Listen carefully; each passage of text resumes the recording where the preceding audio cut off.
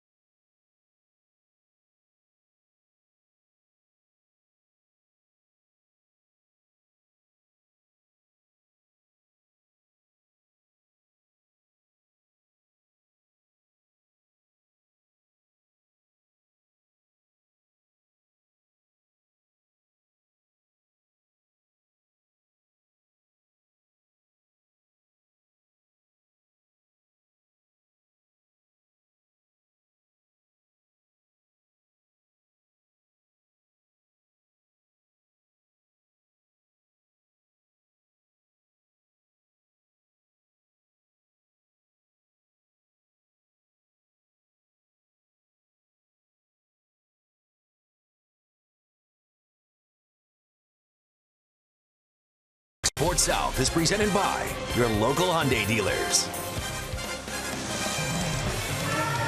Not a cloud in the sky in Atlanta as Aaron Blair takes to the mound for the first time as a major league pitcher. He will face the New York Mets, and this is what Aaron thought about his first big league assignment. I don't think words can describe how stepping on a major league field is for the first time, and I'm just really looking forward to it. And like I said, I'm blessed to have the opportunity to even, have a chance to step onto the field.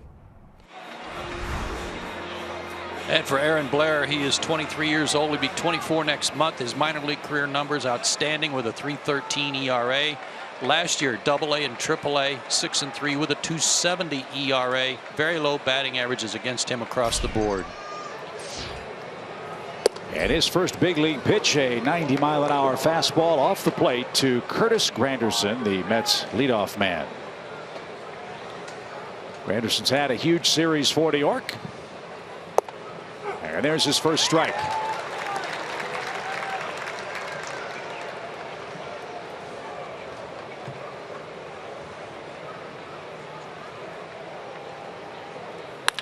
And a shot to right field, a leadoff single for Curtis Granderson. Time for the Ford keys to pitching success for Aaron Blair in his major league debut, and it's basically a scouting report today. First of all, he throws a very heavy, hard sinker.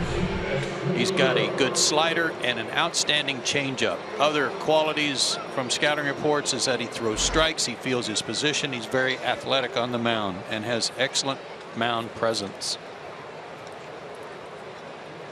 So a leadoff hit for Curtis Granderson brings up Asdrubal Cabrera, the Mets shortstop. He's 3 for 8 in the series. And one of a number of red hot hitting Mets. And that's off the plate. 1 ball, no strikes.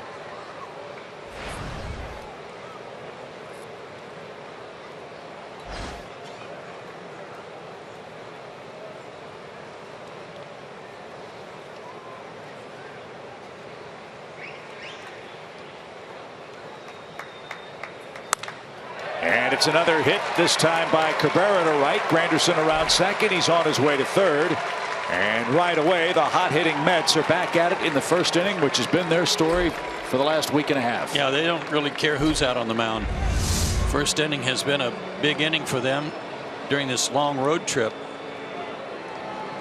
And Cabrera continues to swing the bat well. .322 average coming in. He's now 4 for 9 in the series. Mets have scored in the first inning in 6 of their 8 games on this road trip.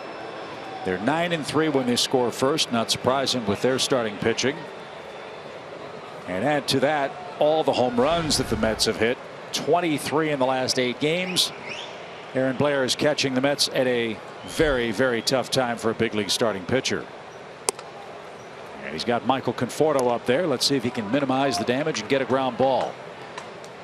First and third, nobody out for the Mets left fielder Michael Conforto.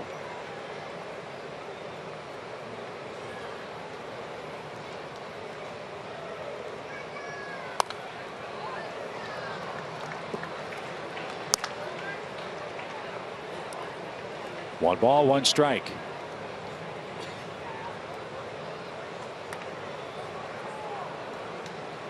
Aaron's the 4th Brave to make his big league debut already this year. John Gant, Hunter Cervenka, and Mallex Smith the other 3. And that's popped into left near the line, and a diving catch. Jace Peterson, who drops the ball in foul ground. The out will count. Granderson tags and scores on the play. A great catch by Jace Peterson. And New York scores first. It's 1-0. Great catch. Completely laid out for it. Right on the line. He did lose control of the ball, but after he was taking it out of his glove. And Curtis Granderson took off as soon as he hit the ground. That'll help stem the tide here in the first inning for the moment. Yep. Great catch. It was a great catch. Jason's looked good out there in his 3 previous starts in left. And that brings up Lucas Duda, the Met first baseman. Duda's 1 for 8 so far in the series. Braves appeal at third to see if Granderson left too early. He did not. So the run stands. New York with their 11th first inning run on this 9-game road trip.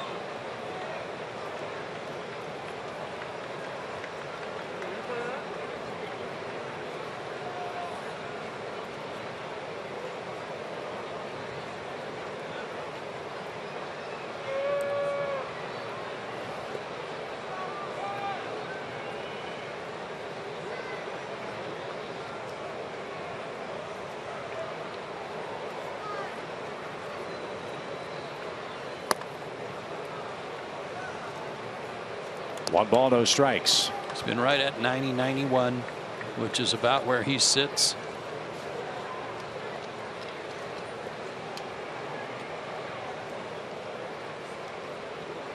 And he's not a total unknown commodity for A.J. Pierzynski, who's catching today for the Braves. As that one's popped back our way and out of play. Blair pitched 9 spring innings, gave up 8 earned runs, 4 games, 2 starts. So I would assume A.J. would have caught him a time or 2. It's not unusual for a guy, certainly in his major league debut, to come out a little amped up and maybe overthrowing where his ball is not moving as much as he would like. We'll see what a difference it makes now that he's recorded an out.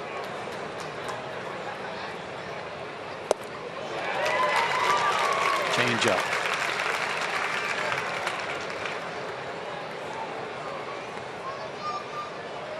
I don't know if there was a direct flight this morning from Las Vegas to Atlanta, but I think there were a lot of members of the Blair family that made the trek to make it here for the day game. And they're sitting right below us here at Turner Field. 1-2 pitch. Darted inside. It's now 2-2.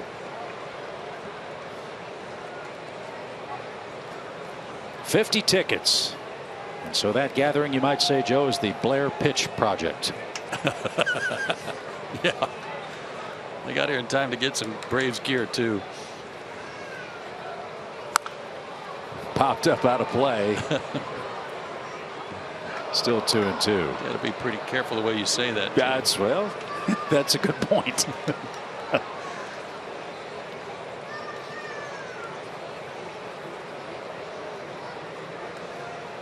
Always exciting to see a kid make it to the big leagues.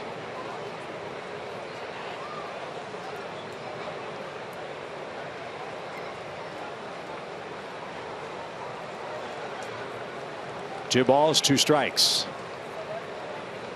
And it's full now for Lucas Duda.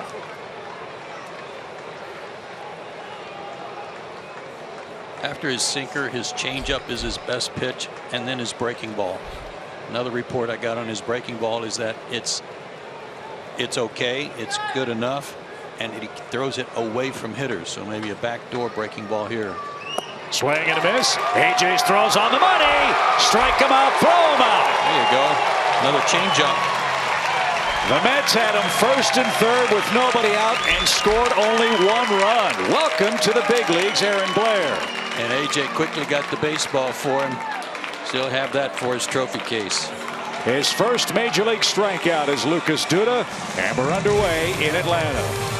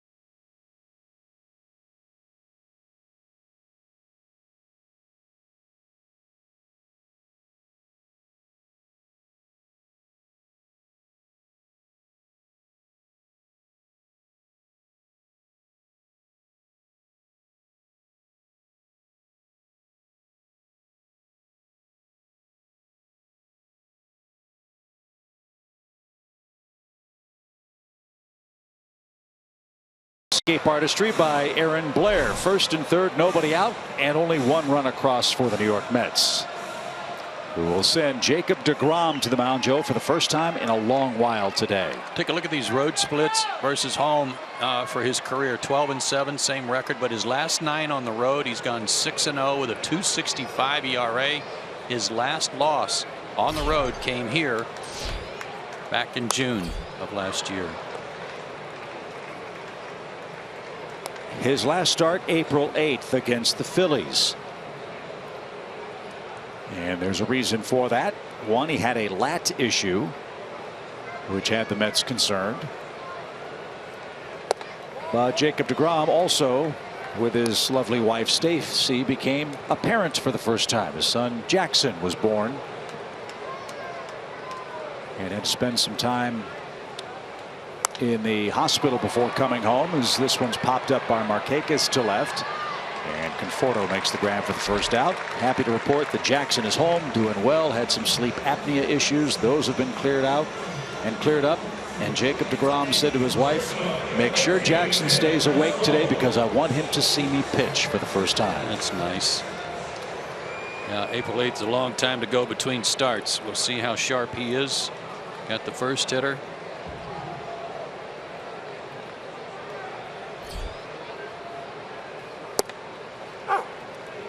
Throws hard like all the Mets starters. Low to mid 90s. Curveball, slider, and a changeup.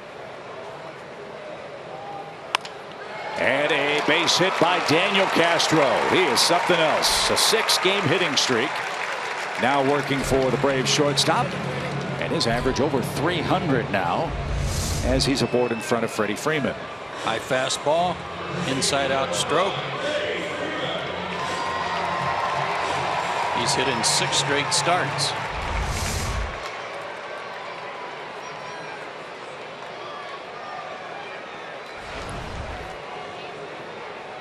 Freddie Freeman trying to get that average over 200. He's at 190 now. And takes a ball high.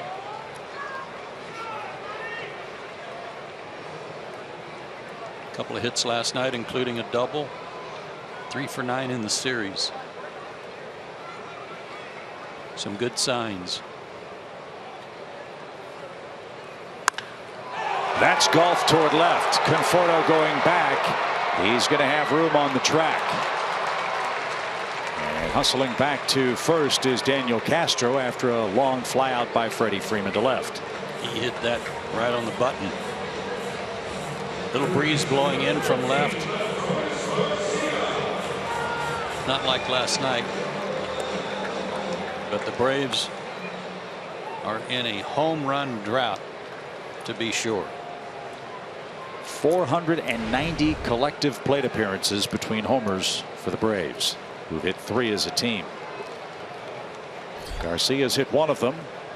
And Adonis has had a good series. 4 for 9. He's knocked in a run.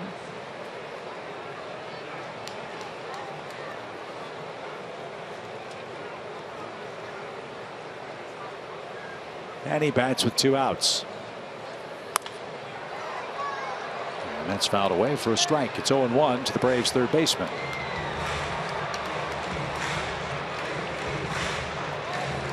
DeGrom's record against the Braves, an excellent ERA of 1.95, but he's just 2-2. And 1-2 here at Turner Field.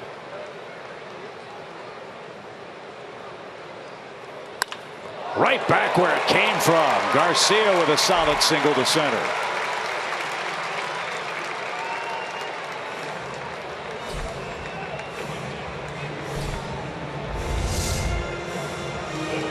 Left that one up. Little high slider.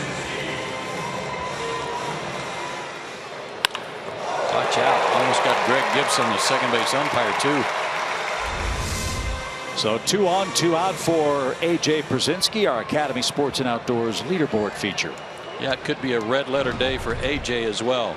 Sitting on 1,999 hits.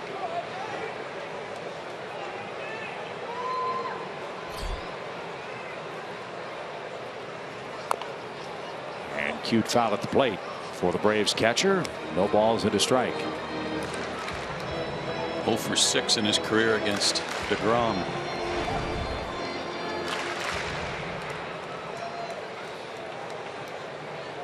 DeGrom's a Florida guy too, out of DeLand and Stetson University.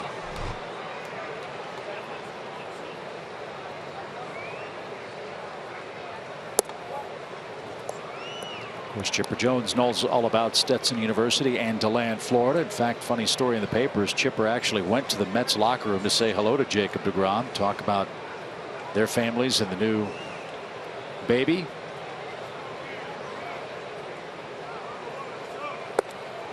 Good pitch. Chipper said, I can't believe I'm actually walking into the Mets clubhouse here at Turner Field. It's a big day for Chipper, too. He's 44 today. 1 ball, 2 strikes. And a little pop out toward Cabrera at short, and that will retire the side. No runs, a couple of hits. We're through 1 in Atlanta. The Mets have an early lead.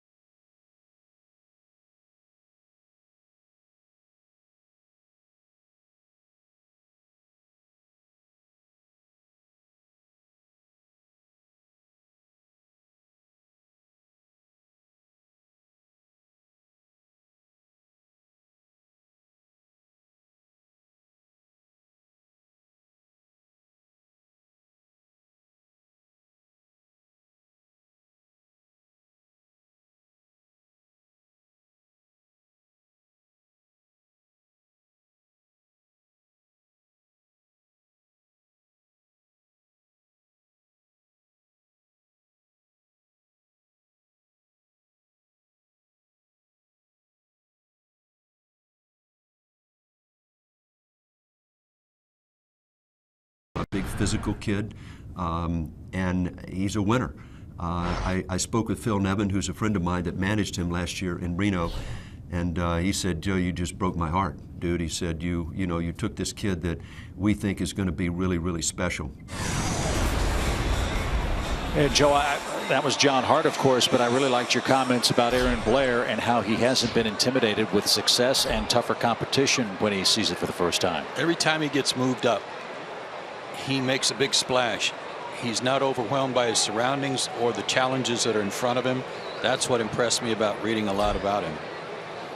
Even in college, when he went to between sophomore and junior year, he went to the Cape Cod League. He was the pitcher of the week in the Cape Cod League the first 2 weeks. He was the guy who pitched the elimination game for his team at the end of that season.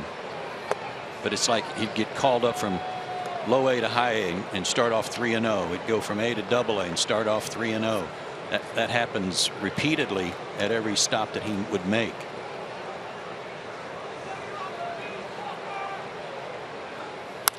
Ground ball and a base hit for Neil Walker. The Mets have 3 singles on the day, and Walker with a 6-game hitting streak is aboard in front of Wilmer Flores, who's giving David Wright the day off.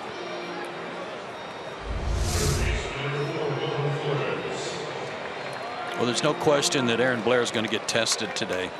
Even with a couple of bench players in the game for the Mets, they are as hot as any team offensively in baseball. Mets are averaging over 6 runs a game on the road trip. Braves trying to keep him from sweeping the 3-game series today. Rough start for Wilmer Flores at the plate, 1 for 17 after hitting over 300 this spring.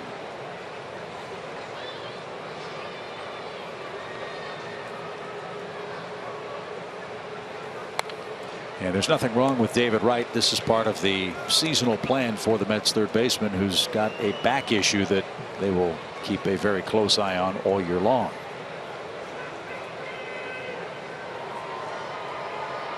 Plus, when you've got solid backups like Flores and Lagares, who are both in the lineup today, and has had a luxury. Talked about them at the beginning of this series, how they could be everyday players in a lot of places with other teams.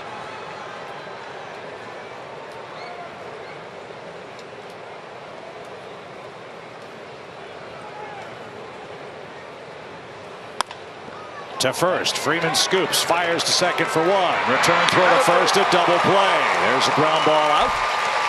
And the Braves have turned 2 double plays in the first 2 innings.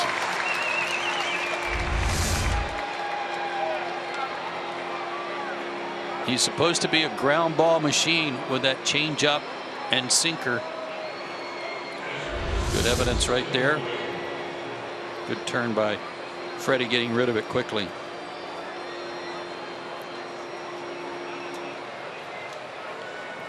Remember Brandon Webb? Yeah, the Cy Young winner with the Diamondbacks. Yeah, great big horse of a guy. I think he was taller. I think he was like 6'7" or something before he ran into some arm trouble. That's who he reminds me of a little bit, who had an outstanding sinker and changeup. And think about the park in which he pitched and how tough it is to survive if the ball's in the air at Chase Field. I think we'd all take that kind of career right now. No kidding. From Aaron Blair.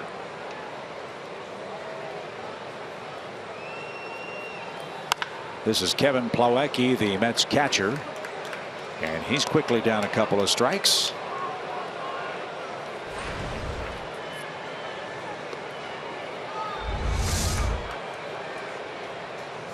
Tim Tuffle, an outstanding major league infielder,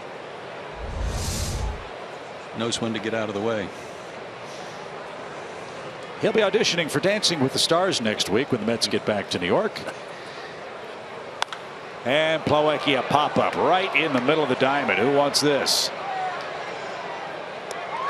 The answer is Kelly Johnson. Blair settling in. A single, a double play, and a pop-up. 1-0 New York.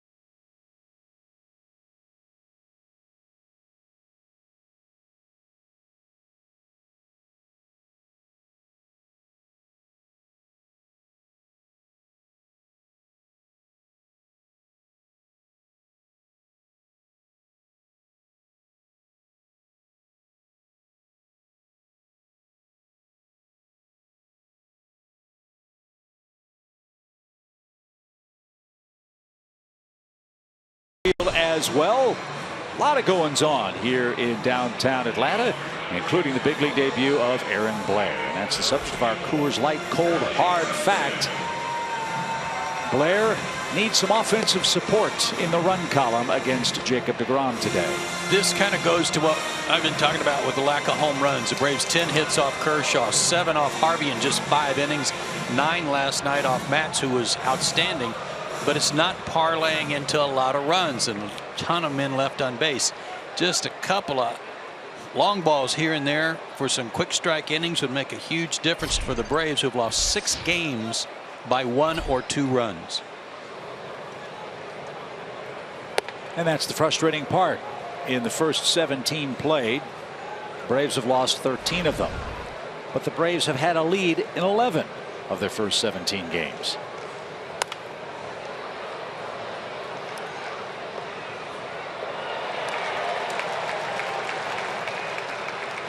Kelly Johnson Big part of the Mets run to the World Series last year. Was a little late. 1 ball, 2 strikes.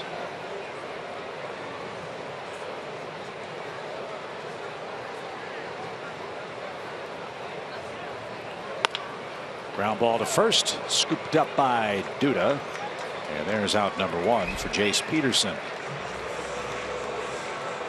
Well, last year everybody in New York was just going crazy because the Mets were 3 games out of first place. They were getting such great pitching performances. They could not score at all. Nope. And in the span of about 7 days, Sandy Alderson changed their team with a flurry of deals that involved the Braves for Uribe and Kelly Johnson. And Jace Peterson swings the first pitch and drives it toward Lagares in center. And there's the second out. They got Cespedes. They got Tyler Clippard. Then they got hot and turned a 3-game deficit into a 7-game walkaway to win the division title. And the big acquisition was Cespedes. 71 games after they got him, he had 22 homers and drove in 57. That was a huge difference maker.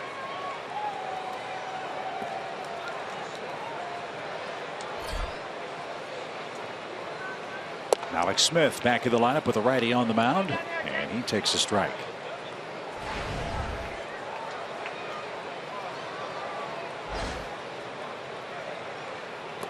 And now for New York, the bullseye's on their back. They're the team that has to defend the divisional title, and they're trying to chase down the Washington Nationals, who have the best record in the game right now.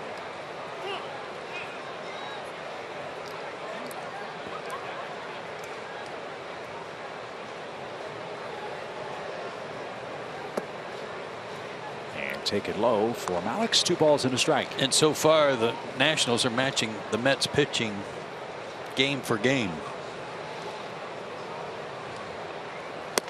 You were telling me though about the Washington schedule here early on, a little soft. Well, I was just saying, the naysayers will say, well, the Nationals have played the Braves. They've beaten them 6 times. They're clobbering the Twins. They've played the Marlins, who've been disappointing, and the Phillies. That ball's hit toward right. Granderson drifting back, still going back, and at the warning track makes the catch. 3 up, 3 down. The Braves are down to the second. Lagares leads off for New York. They're up 1-0.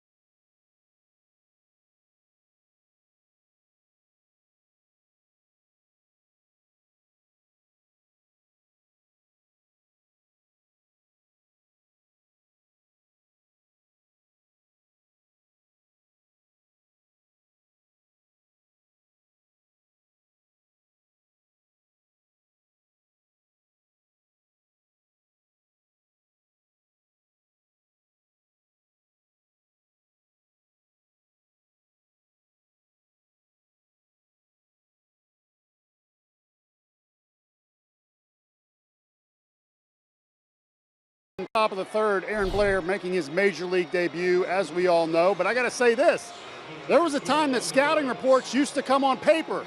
Those days are over. They come on iPads now. Roger McDowell installing a system, proprietary information that especially goes out to AA and AAA teams in the Braves organization, so that when they get up to the big leagues, they are prepared and they have that system down.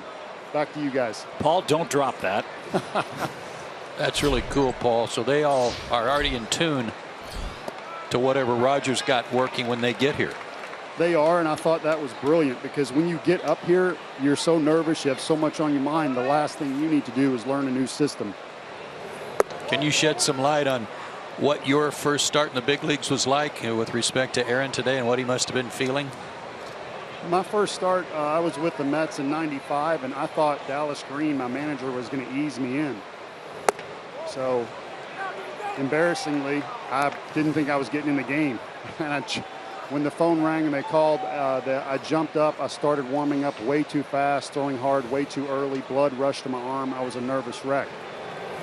That was just before the game started. When I got on the mound, I'm in Shea Stadium. It's huge. Nothing can prepare you to the size of the stadium, the crowd. And I remember just trying to breathe. My first big league strikeout was Jay Bell. And after that, I was able to get some air in my lungs, settle down, and throw some strikes.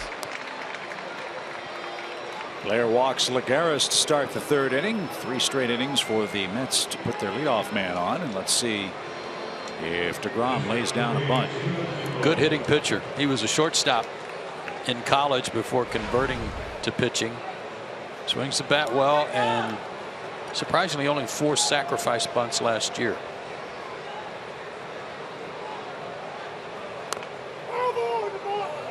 DeGrom was standing in the batter's box when the ball hit him. That's a strike.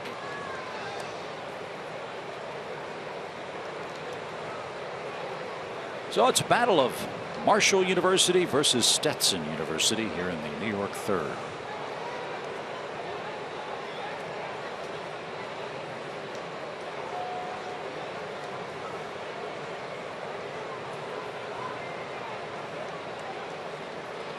Story goes that Aaron Blair was invited to a showcase type camp down in Jupiter, Florida from his home in Las Vegas, and he was playing for a team called the Ohio Warhawks when a coach from Marshall University saw him and said, how would you like to come to West Virginia and pitch for us? And that's how that happened. Bunted hard back to the mound. Had some funny spin on it, but it's a successful sacrifice. Lagares at second for the top of the order, and now 1 out.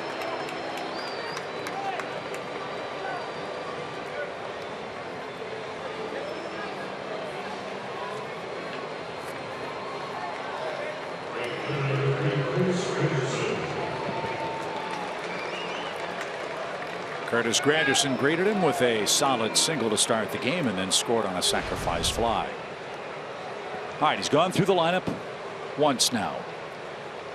Let's see if Blair has learned anything about these hot hitting Mets. He trails in the game 1-0.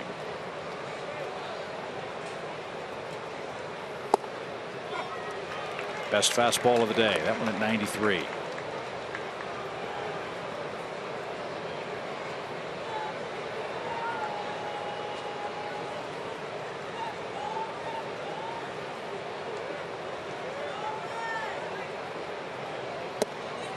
You know, that all that stuff you get told prior to your first game or your first experience in the big leagues about, hey, it's the same game you've been playing since you were 5 years old.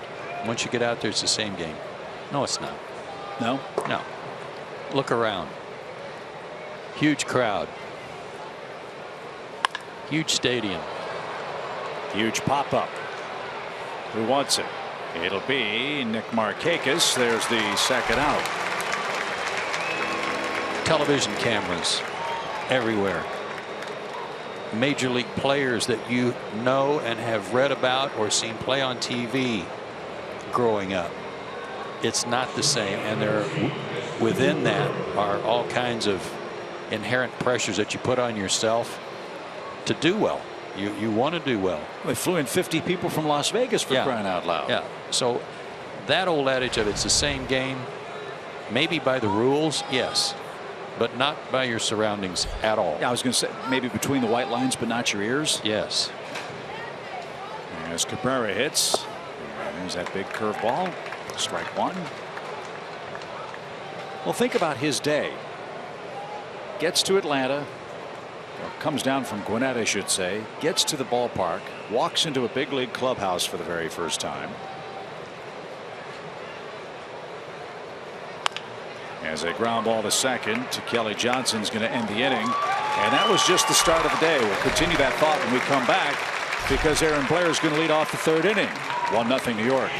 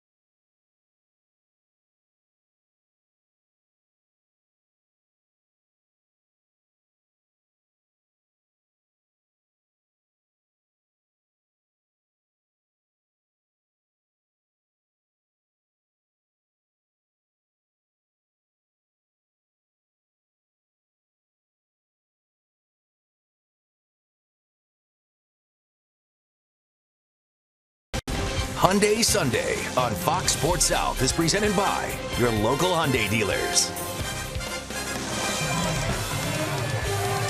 Beautiful day in Atlanta. As Aaron Blair is in the box for the first time in the major leagues, it takes a called strike. Blair, Markakis, and Daniel Castro are coming up.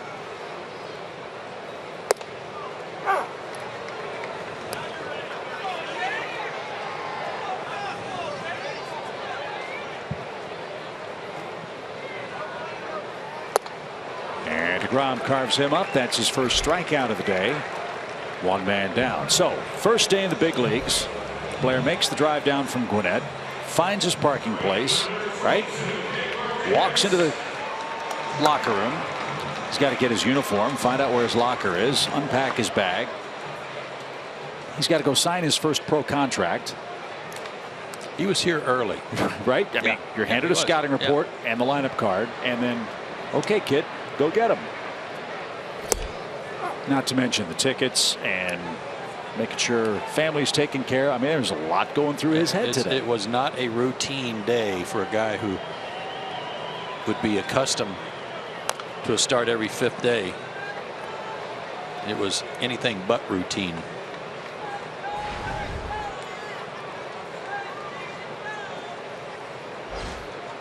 Well, you know, Chris Van Zandt and Ben Acree took great care of him to help him get all that stuff taken care of.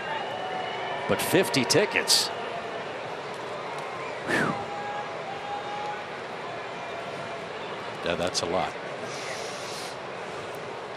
I know what our pal Bill would have told him. Bill Acree? Yeah.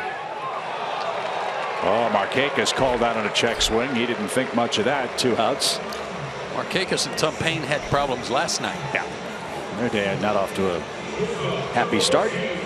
I think Bill would have probably responded with something along the lines of, you know, our stadium only seats 50,000.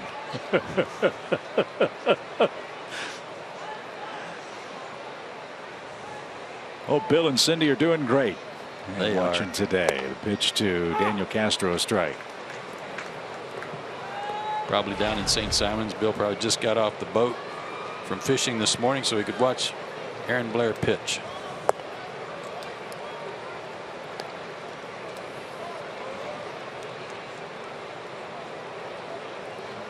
Daniel Castro picked up the first of 2 Braves hits in the opening inning. And he's got another one. So Castro's 2 for 2. And this is the good news, bad news aspect of the Braves offense. Something Jeff Francoeur talked about in the papers the other day. The Braves are getting their hits, but a lot of times, Joe, it's coming with 2 outs. And to quote Jeff, to score in those situations, you have to have a perfect at-bat.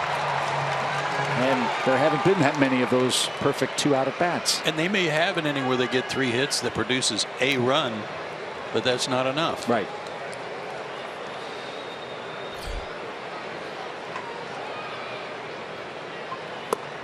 Look at where Neil Walker is playing at second base. I mean, he's a good 40 feet on the outfield grass with Freeman up there. Yeah, it's about as deep as I've seen anyone playing rover. The wind has died down a bit. Let's see if Freddie can launch one ahead in the count. 1 ball, 1 strike.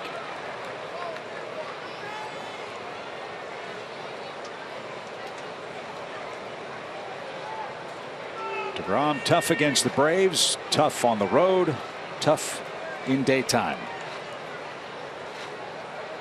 And he leads 1-0.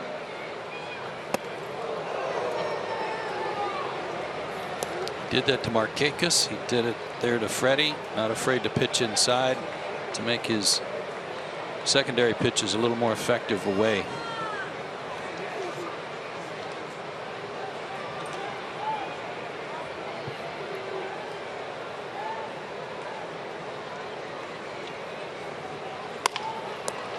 Bouncer back to the mound, and that will retire the side. No runs, 1 hit, 1 left. We head to the 4th.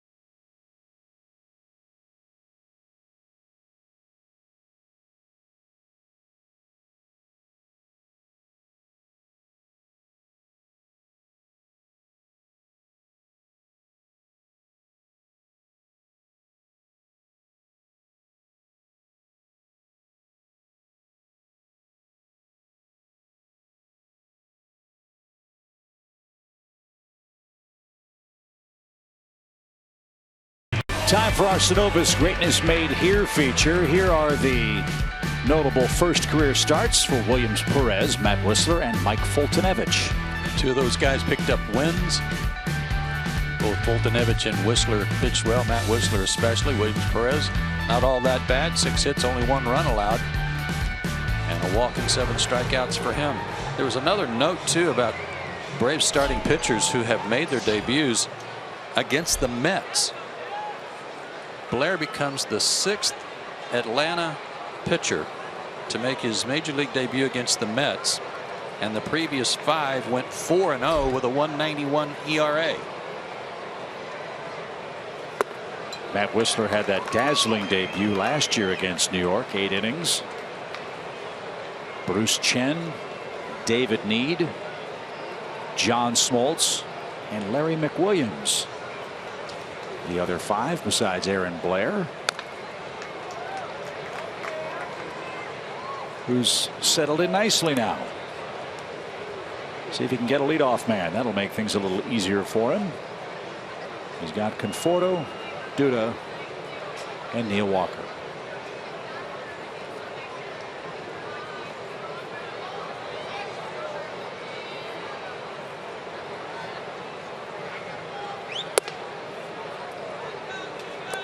Talking to Keith Hernandez, broadcaster for the Mets and a terrific major league player, about Conforto after the game, and he was talking about how he's probably going to be. Little pop. Jace is coming on. He's got it. 1 out.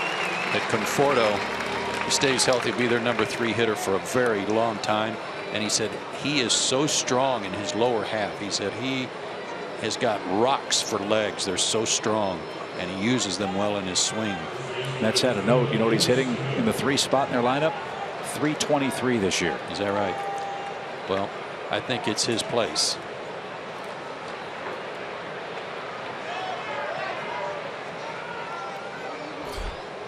So a pop out gets the leadoff man for the Mets. First time Blair's done that today. And he tried to tie up Lucas Duda, who was his first big league strikeout victim. A.J. Pierzynski then threw out Cabrera at second, strike him out, throw him out, double play, and that was it for New York in the opening inning.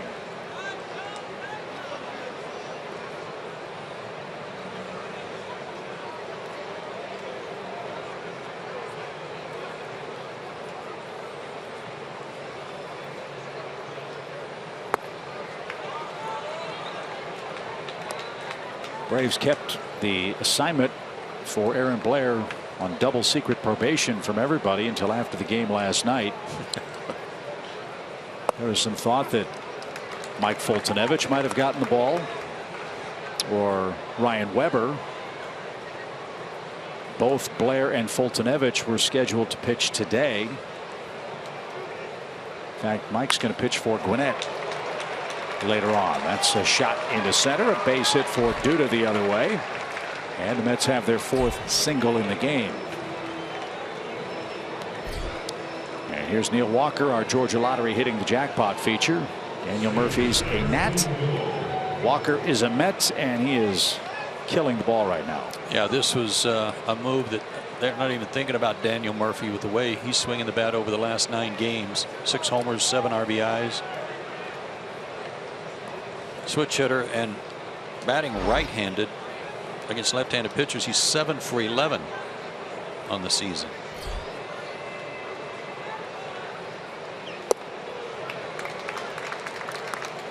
The 7 home runs he's hit this month are tied for the most home runs he's hit in any calendar month in his big league career.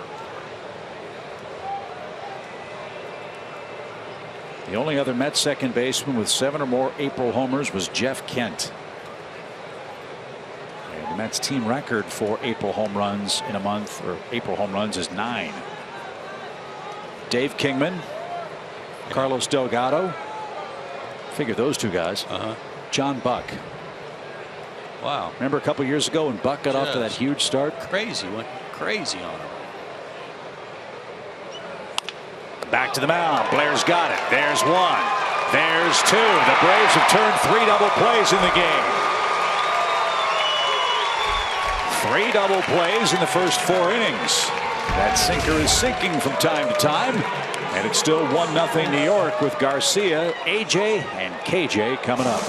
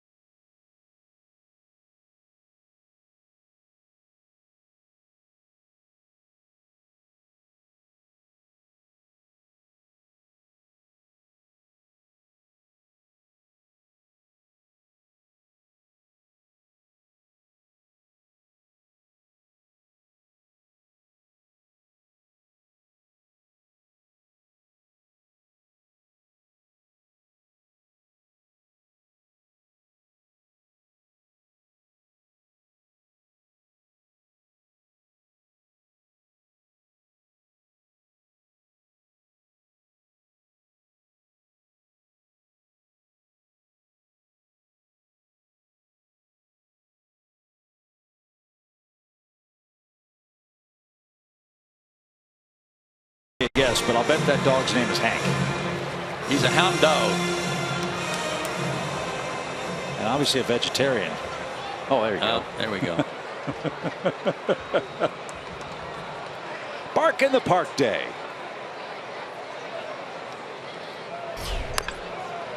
Our 2-legged guests got a Braves leash that they'll use to control the 4-legged guests.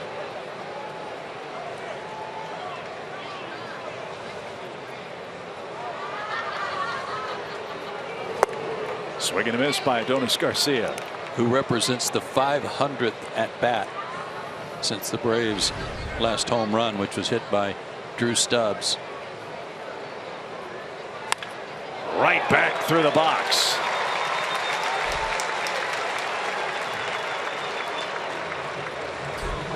Garcia's on fire. That's 6 hits in the series. Breaking ball. Again, look out, DeGrom. Adonis may be fielding about 800. He's hitting about 800 too. So another crack at hit number 2,000 for AJ Pierzynski. 1,999 hits in 1,884 games as a catcher.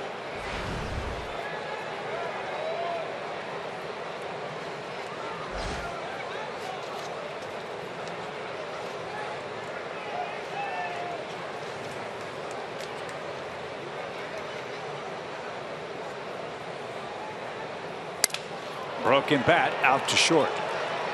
And Cabrera starts a double play. So that's the first twin killing for the Mets. That clears the bases. AJ broke his bat, and Kelly Johnson will hit with 2 outs. DeGrom last year had a terrific season, but he especially was good under the bright lights of the All-Star game and the postseason. He pitched in the All-Star game, faced 3 batters, struck out all 3 of them on 10 pitches.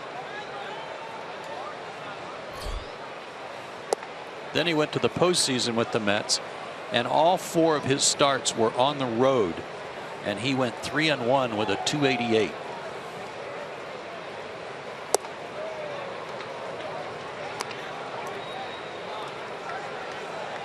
He likes that gray uniform. 12-7 on the road. As that one is hit up the middle by Kelly. Walker, a jump throw to first, and a beautiful play. 8 pitches, retires Atlanta in the 4th inning. Neil Walker is doing it all for the Mets in the month of April. A great stab, and he's swinging a hot bat too. It's 1-0 after 4.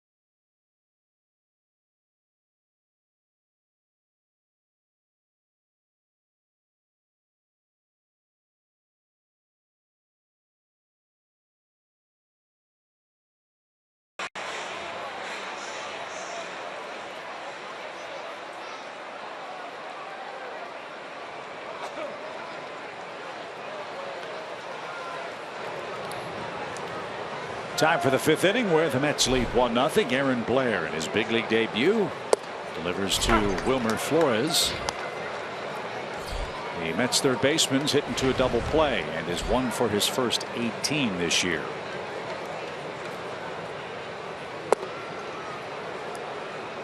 Paul Bird's with us this afternoon. And Paul, with Blair moving through the Mets lineup for a second time this afternoon, I'd like to get your thoughts on what you've seen out of the young right-hander. Well, Chip, is it too early to get on the Aaron Blair bandwagon? Nope. Yeah, I love this guy. Here's what I like. The first 12 pitches, 10 of them were away. Flores pops up. Kelly drifts out. Mallex Smith calls him off. Glasses gleaming, makes the running catch. 1 out. So 10 of his first 12 pitches were away. All 4 hits that he has given up have been fastballs away. And they weren't up. They were at the knees. They were on the corners. So what he has already learned is I have to pitch to both sides of the plate. He has thrown the ball in as well as he has away. So I see excellent fastball command. The changeup, in general, most people will tell you it's the hardest pitch to learn. Major League scouts grade on a 20 to 80 scale, 80 being the best. I see a 70 to 80 changeup out of a 23-year-old right-hander. That is reason to get excited. You don't have to see 98, 99 on the radar gun. So I'm a big fan, guys. Plawecki flies toward left. Jace Peterson to his left. Something else, Paul, that I read a quote from Aaron where he said, "I'm not afraid to pitch to a hitter's strength if it's my strength." So I think that says a lot about his confidence in his own ability. Very true. If you pitch just to the scouting report, I don't want to say that means you're scared, but that's giving the hitter too much credit. Yes, I agree. If a guy is a good fastball hitter and you have a good fastball, even if he has slider bat speed, but you have a John Smoltz slider, you're going to throw that slider anyways. So it's nice to see him already discover that. Mound presence, he's calm, he's not overthrowing. This guy's the real deal. And as you see on our Fox tracks, Aaron's been very efficient so far in the game. He's an out away from working 5 complete innings. He's thrown 57 pitches so far. 3 double play balls have certainly helped his cause. The Braves have played good defense behind him, so all that he needs is a little run support. Well, when he fielded that comebacker last inning, I mean, he turned quickly and made a perfect throw to Castro. No hesitation.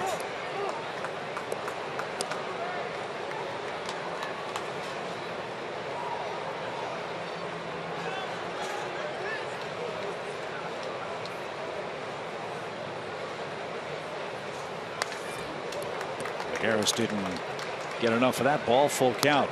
Like to get him. The pitcher's next. Like to start the 6th with DeGrom leading off.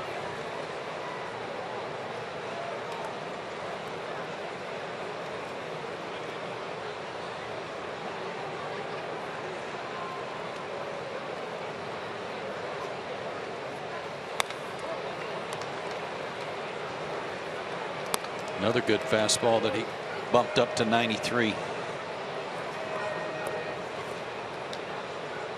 As Tyler Flowers said in his quotes about him, what he learned in spring training, that he's not afraid to throw his changeup in fastball counts. This might be one of those times.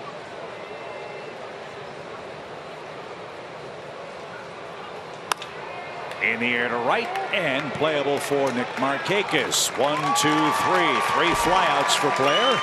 And he's through 5 innings, needing a run in his major league debut.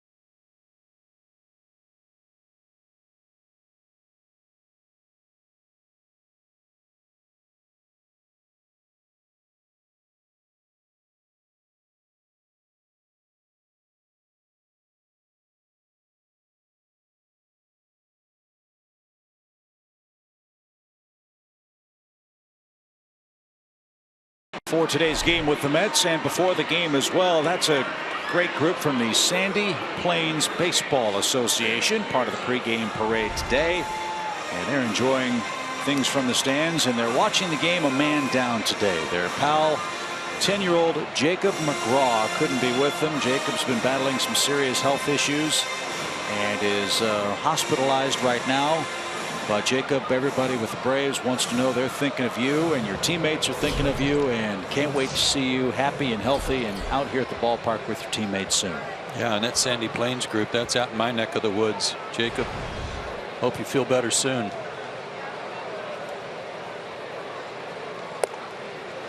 Ball 1 to Jace Peterson,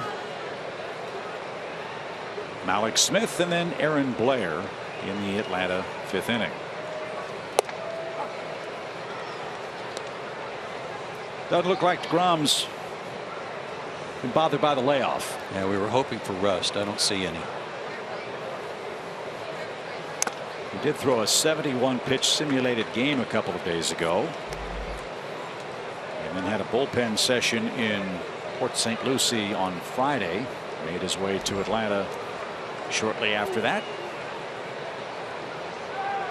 And he's pitching with a purpose.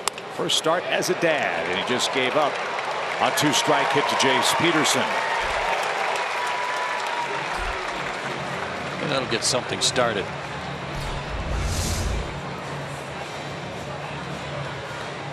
Breaking ball down and away. And on an 0-2 count, Jace did a good job of hitting that ball where it was pitched and didn't try to pull it.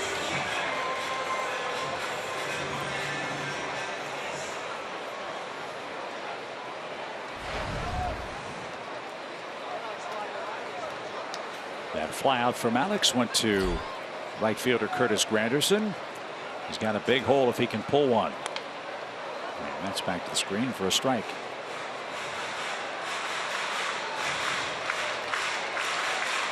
Braves have 5 hits. They've out-hit the Mets today, 5-4. But New York got back-to-back singles in the first and a sacrifice fly to score the game's only run.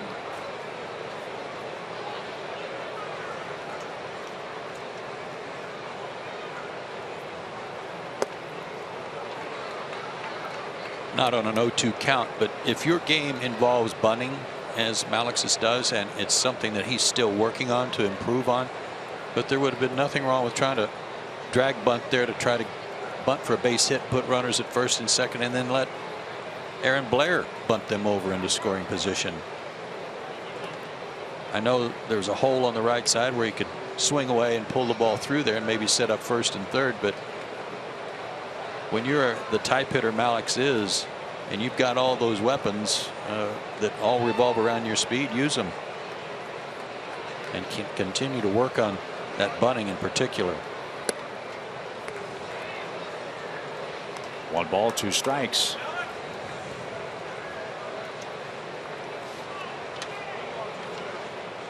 This is the 40th at bat for Mallex Smith in the big leagues.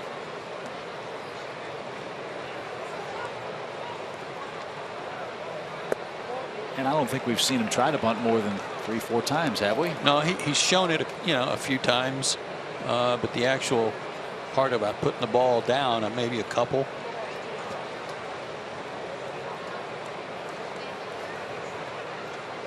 He's got the count 2-2. Jace with a good lead at first draws a throw.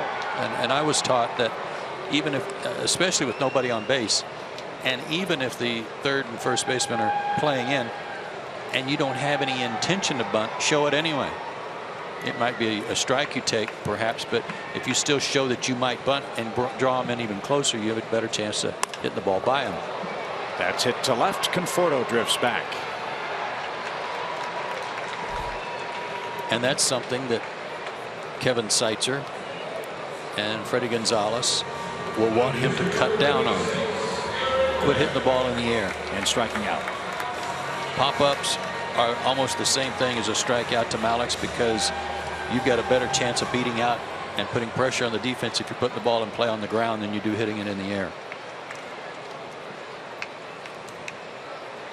Blair struck out in his first big league at bat. Peterson's at first with 1 out. And he's going to show bunt. And it's high. 1 ball, no strikes.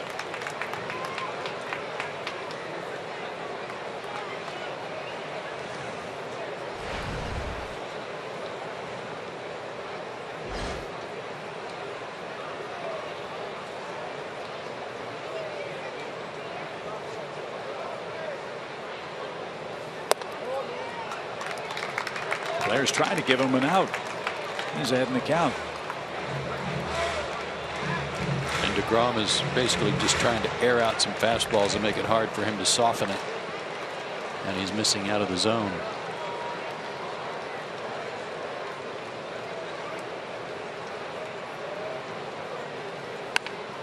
That's pushed toward first. Duda look to second and takes the sure out.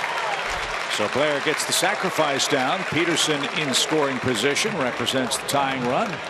And Nick Markakis will come to the plate. Right guy at the right time for Atlanta. Markakis with 13 of Atlanta's 58 RBIs this year. That was an excellent jump on the bunt by Jace Peterson. That ball was bunted hard, and Duda was right there, but because Jace got a good jump and has good foot speed, didn't hurt either. They didn't even have a play at second base. This will be a nice time for Nick to heat up. He's 2 for his last 18 on the homestand.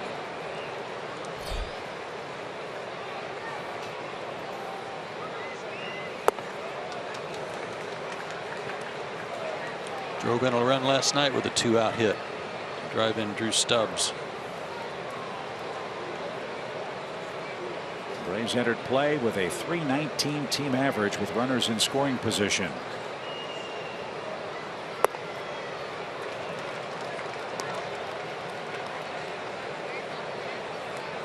They're 0 for 1 with Risp today.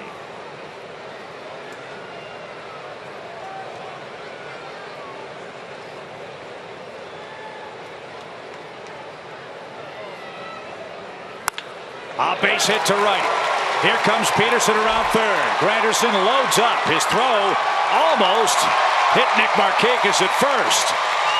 An RBI hit ties the game 1 apiece.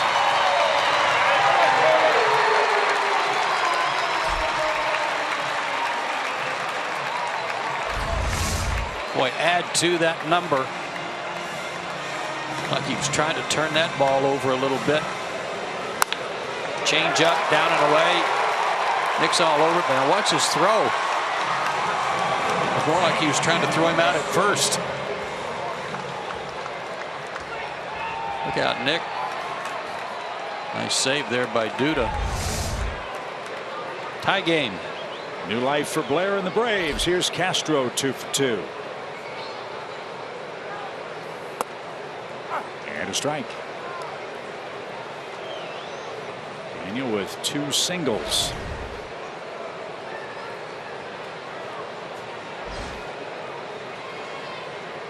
He's bumped his average up to 344 today.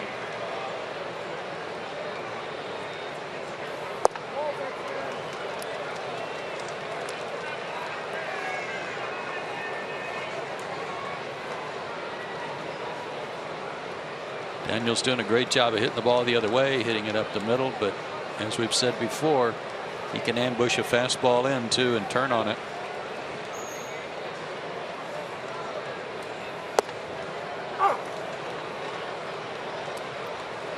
Daniel hit a couple of home runs with the Braves last year.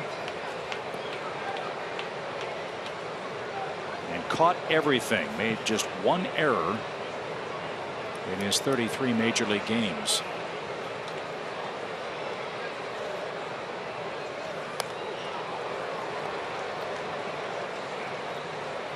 And one of those 2 home runs was off Steven Matz, who pitched last night. First career homer September 11th. I'm not sure if that was the Matz game or not. It was. Was it? Uh-huh. Let's see if he can get DeGrom in the book.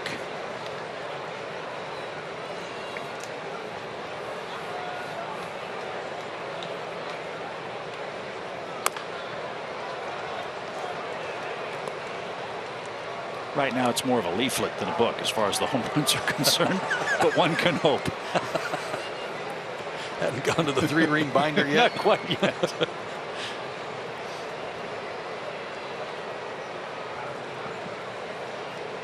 Leaflet. That's good. 1 ball, 2 strikes. And a good eye, even count. What a gorgeous day, huh? Yeah, beautiful. A great crowd on a sparkling Sunday here for the Braves and Mets.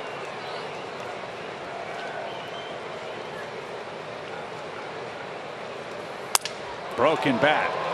DeGrom deflected that, and all hands are safe. That's an infield hit and a 3-hit day for Castro. I'm not sure Jacob's heart was even in there, just kind of throwing his glove behind him, almost like, you know, if I had squared up I could have fielded this. He made an honest effort for it, tried to get over there and get it, but helped Castro out here because then Cabrera doesn't have a play. First I thought he just kind of did a 360 spin wave at it, but not so. So the first visit from the Mets pitching coach Dan Warthen. Braves have 3 hits in a run here in the 5th inning, and Freddie Freeman is the batter. And again, they've got 7 hits off Jacob DeGrom. They have 3 hits this inning and a run. But that's what it's taking. It's taking 3 or 4 hits in an inning to push a run across. Well, hitters say when they're going badly and they're good hitters for their career, someone's going to pay at some point. Freddie Freeman's a .297 lifetime hitter against the Mets. He's hit 16 homers against him. He is due. See if he gets a fastball on the first pitch. Nope, breaking ball. And this one is speared by DeGrom. And the throw to first will retire the side. But the Braves have gotten the game tied. Nick Markakis single with 2 outs makes it 1-1.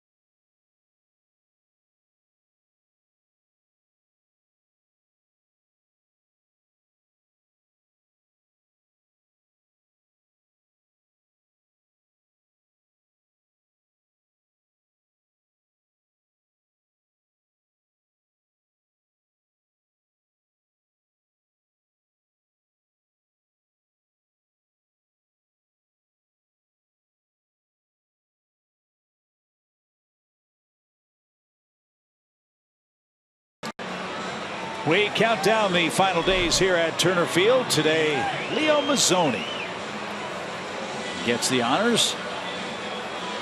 And a good hand from this big crowd. Happy to see him back at the ballpark. Leo, always a willing participant in all the alumni activities. And I'll bet he'd be pretty impressed with the pitchability of Aaron Blair, who's starting the 6th, now tied, and with the Mets pitcher Jacob DeGrom leading things off.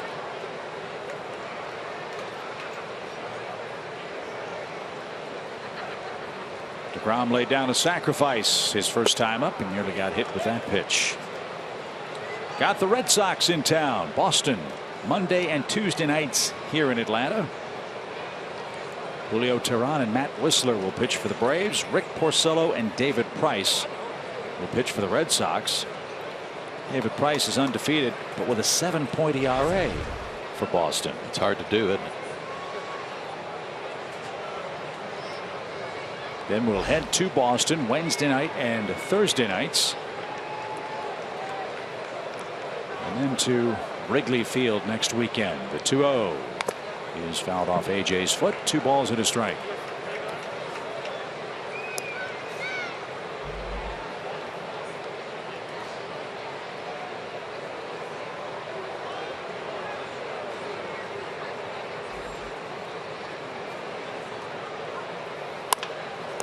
Blair at 6'5", big wingspan, cut that off, and DeGrom's the first out.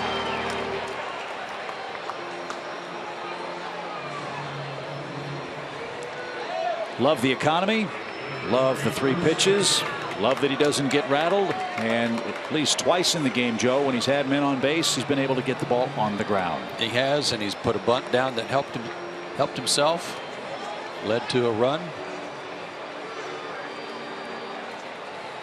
At this stage, actually, I think just watching him by the 2nd inning, he was settled in. He was more comfortable with his surroundings. And from a Braves team perspective, he's giving Freddie Gonzalez and Roger McDowell something they desperately need out of the starting rotation. Atlanta's in the middle of a 16-game stretch without a day off. And let's face it, the Braves bullpen has had to be used a lot over the last 7-8 games. Yeah, they're beat up. A lot of work. Almost 4 innings per game on average by the Braves relief corps, which looks different today to make room for Blair. Matt Marksberry was sent to AAA after being summoned from AA yesterday.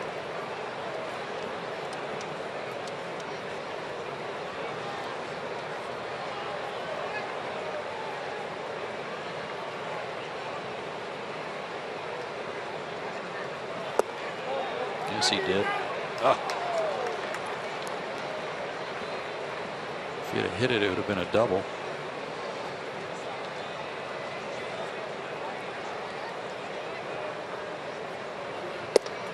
And Granderson walks. So 1 out pass puts him at first base for Asdrubal Cabrera. That shortstop is 1 for 2. Second walk today. In 19 innings at Gwinnett, he only walked 5. So that's part of his repertoire too, throwing strikes. Doesn't walk a lot of guys. Well, let's see if he can get another ground ball and a double play to push this to the home 6th.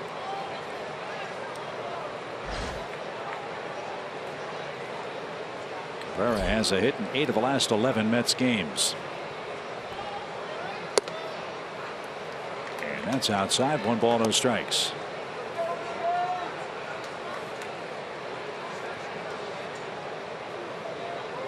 Home run here last night, his first with New York.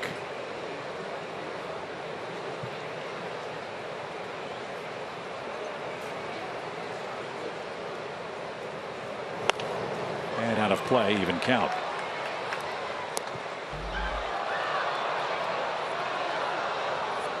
The Mets go home and start a homestand with the Reds tomorrow night. Noah Syndergaard, Bartolo Colon, and Matt Harvey will pitch against the Reds.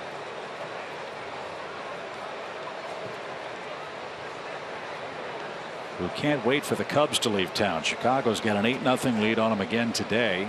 Anthony Rizzo's hit a couple of homers. The pitch is upstairs to Cabrera. AJ wanted that call. 2 balls and a strike. This guy Cabrera, when he broke in with the Indians, 3 homers in 45 games, 6 homers in 114, 6 homers in 131 games. And then all of a sudden in 2011 he had 25 homers and drove in 92. And he's got a hit to right. Granderson will make his way to third base without a play. And the Mets in the 6th have runners at the corners and 1 out.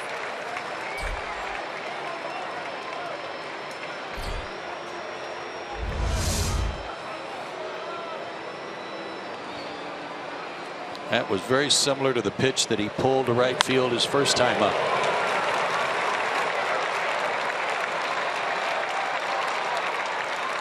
And Roger McDowell makes a quick trip. And action has begun in the Braves bullpen. Alexi Ogando is beginning to loosen up.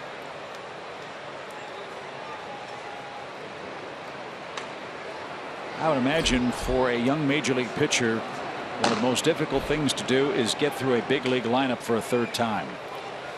Well, it's also something that this is another one of the things that has plagued the Braves here in the first month are shutdown innings. You get a run back to tie the game, and it seems like the opponent always is able to come back and steal the momentum away.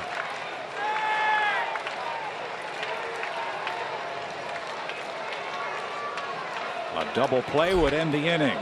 Conforto's hit it in the air twice, once for a sacrifice fly.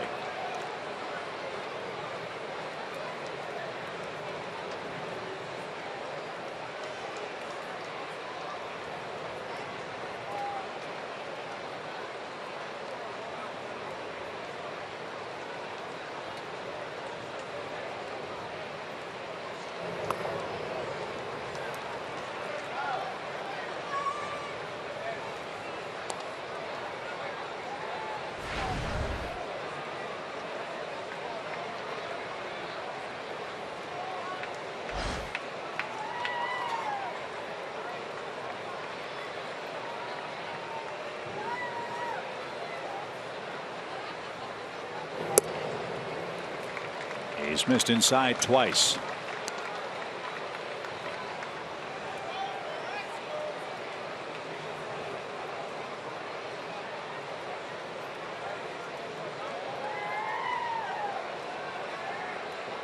He likes the ball out away from him, likes to extend his arms, trying to keep the ball down and in on him. Now it looks like they're going to go away.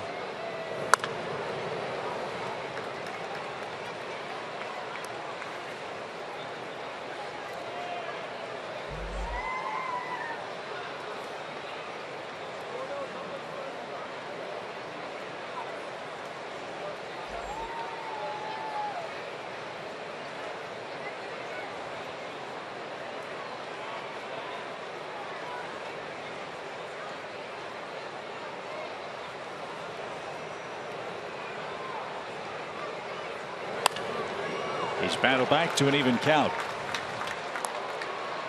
That was a good pitch. Had some late movement on it.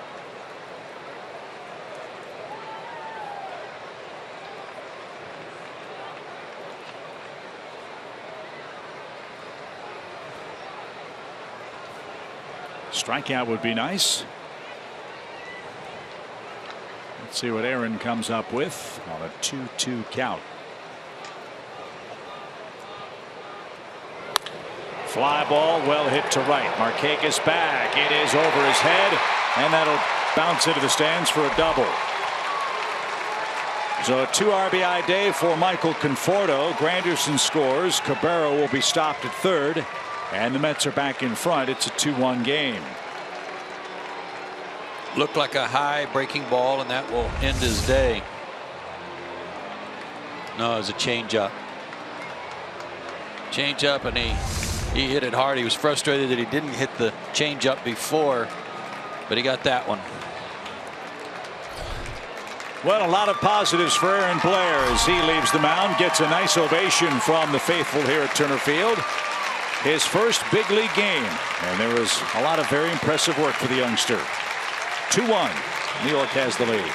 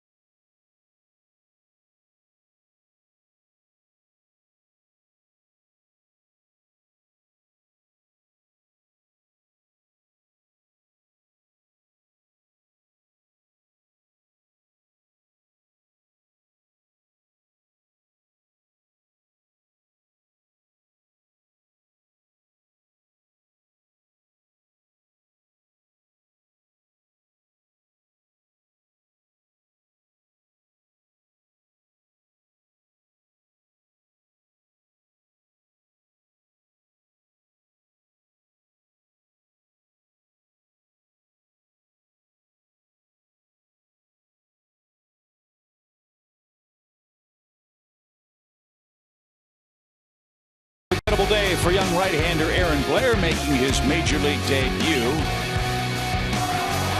First strikeout was Lucas Duda in the first inning, with New York scoring on a sacrifice fly. He's given up a run in the sixth, departs with men at second and third. And Joe, there's his line, 80 pitches. And a couple of runners still on base that belong to him, so he'll rely on Alexi Ogando to try to keep those guys from scoring. Ogando has inherited 7 runners and 4 have scored. Infield's going to play in. Lucas Duda, the Mets first baseman, is the hitter with runners at second and third. Duda's 2 for 2 against Ogando. He gets ahead, strike one. No, I was very impressed with Aaron Blair today, and especially, as you keep saying, the economy, getting ground balls when he needed them. 3 double plays turned behind him, 1 that he started himself, so all that was very positive.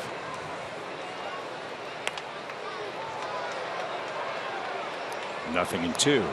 Now Good start for Ogando here. The question is, will he stay in rotation? I would think so. And if so, his next start, well, how about this? First road start would be at Wrigley Field. He could handle it based on what we saw here today.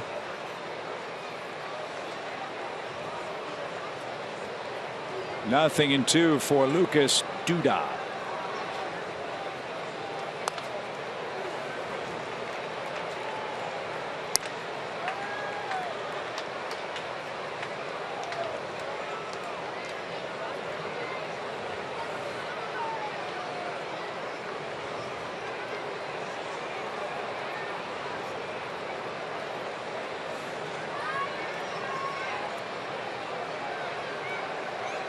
Really need a strikeout here.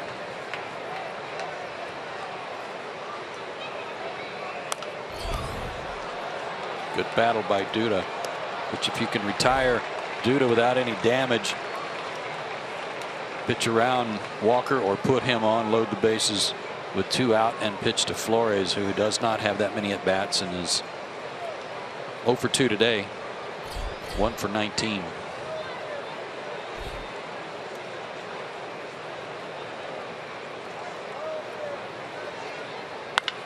Fly ball center. Mallex Smith retreats. He's still going back. And a step shy of the track makes the catch.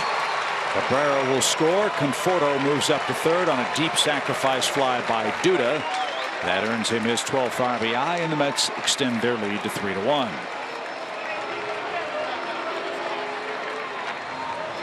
As Joe said, that run belongs to Aaron Blair.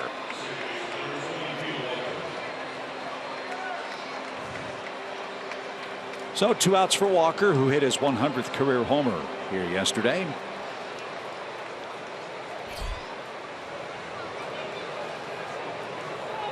And the Braves will go after Wilmer Flores with 2 outs.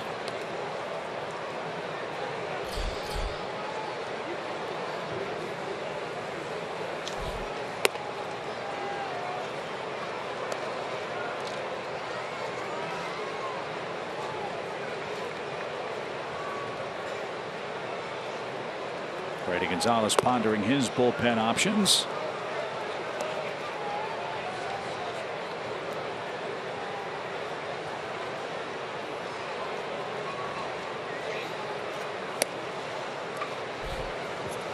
And they're at first and third.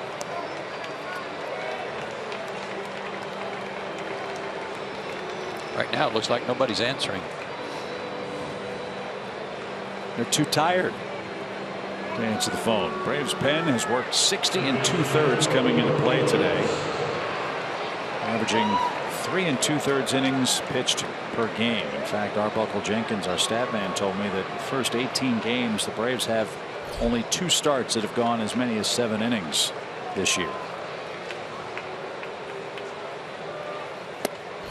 Swing and a miss by Wilmer.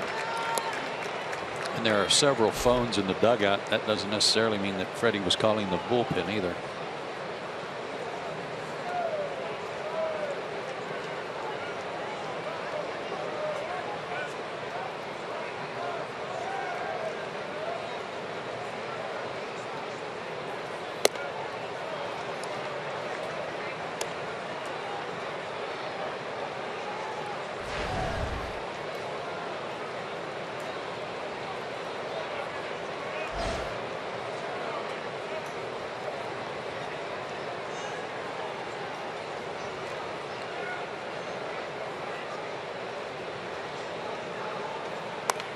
Foul back.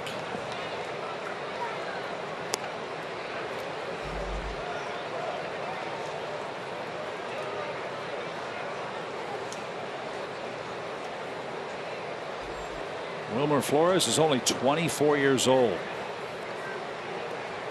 He's a big kid, 6'3", 203 pounds. 16 homers last year for the Mets. Runner at first goes and out of play. Sometimes the best trades are the ones you don't. They had him traded for Carlos Gomez, and Mets apparently found something wrong with the medicals, and Flores, who was in tears when he heard the news, was relieved to find out that he wasn't going to Milwaukee.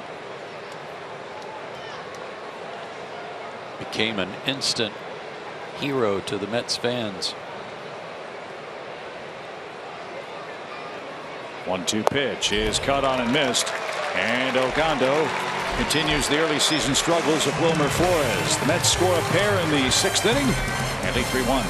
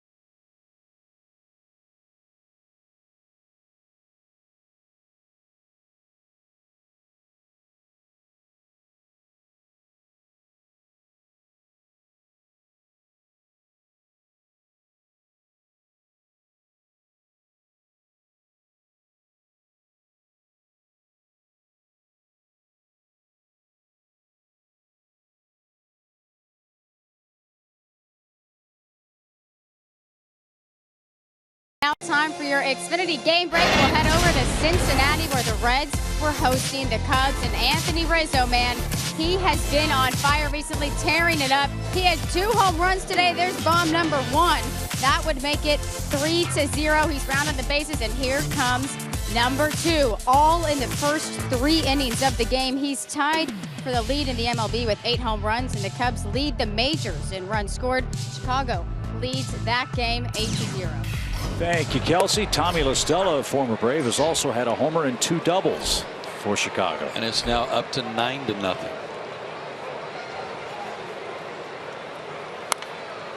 Cubs are good. And Rizzo went to San Diego, correct me if I'm wrong, and didn't hit a lick. We saw him very early in his Padre career, and everybody kept saying, this guy's going to be the next great hitter. Remember how lost he looked against the Braves? Couldn't hit breaking balls. They'd acquired him from Boston, and I'm not even sure, but what they might have sent him back to AAA for a little while. And the Cubs snapped him up. That was a deal for Andrew Cashner. And Anthony Rizzo, part of that young offensive core that the Cubs have, with John Lester, Jake Arrieta, and on you go. Cubs with a 3.5 game lead over the Cardinals, trying for their 14th win. And we're headed to Wrigley next weekend as DeGrom, with a 2-run lead now, is going to get busy. That is his 3rd strikeout. And Garcia's perfect day comes to a close at the plate. Here's AJ. Let's see if he can pick up number 2,000 right here. He's 0 for 2.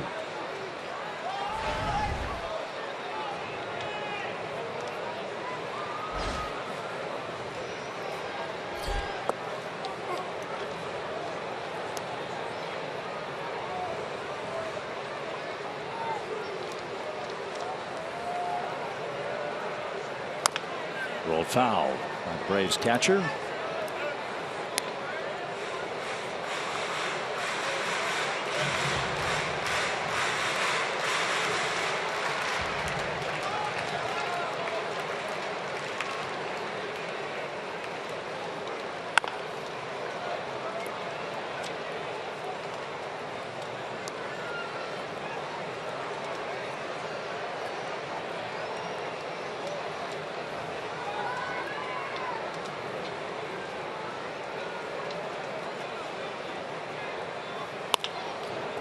Shot just foul.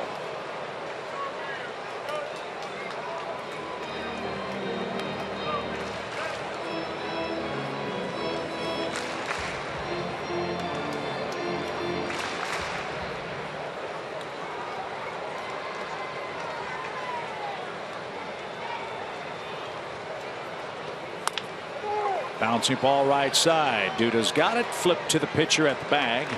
And that's the 2nd out of the Braves' 6th inning. AJ's 0 for 3. And Kelly Johnson is coming up. One of the things that I was suspect of the Mets in their effort to repeat this year and to compete with the Nationals was their defense. I didn't know that they would be a good enough defensive club with Wright's injuries.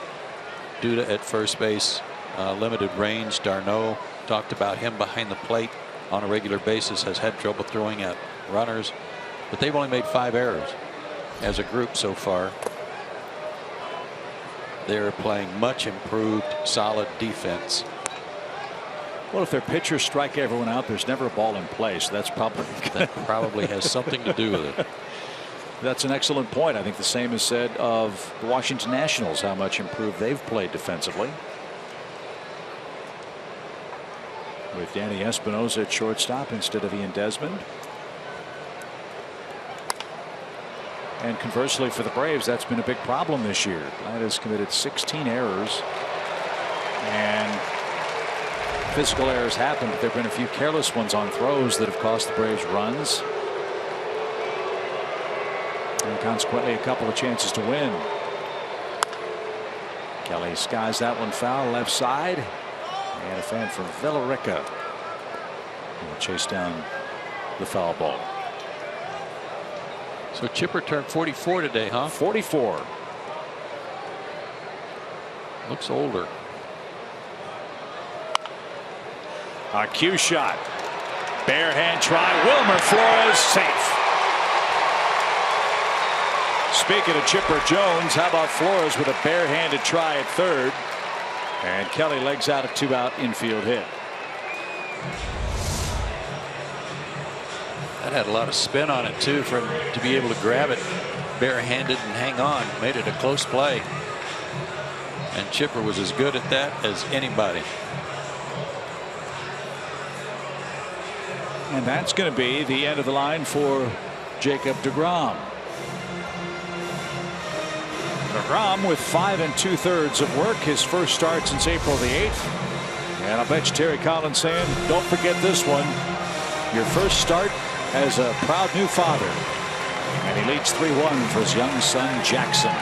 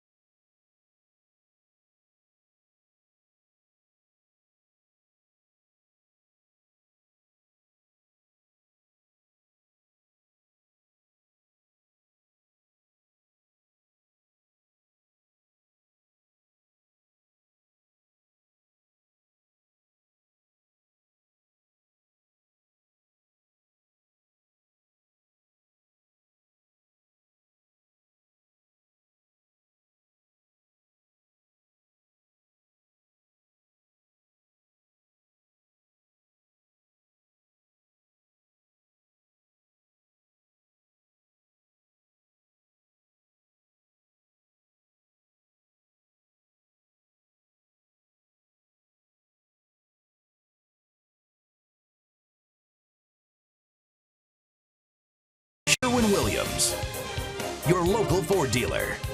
And Xfinity. X1 from Xfinity will change the way you experience sports. 3-1 New York. You see the bronze bust of Henry Aaron outside Turner Field. Braves invite you to take part of the VIP road trip, which heads to Kansas City to see the Braves take on the world champion Royals May 13th, 14th, and 15th.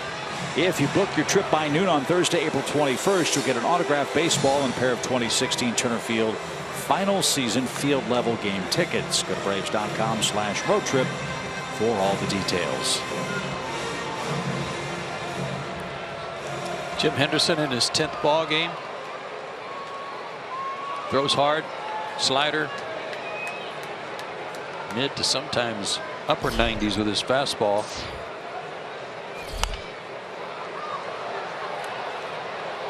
That one at 92, and Jace Peterson fought it off. Pretty obvious that deGrom was on a pitch count today, and he was at 82 when they took him out. May have been letting him have the opportunity to finish the inning until the base hit by Kelly. And when you haven't pitched in 2 weeks, probably a good idea.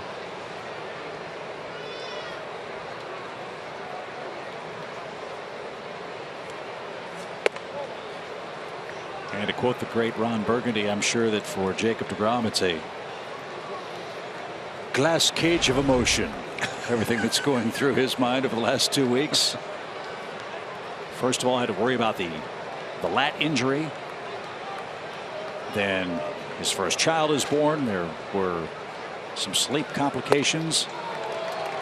Those have been cleared up.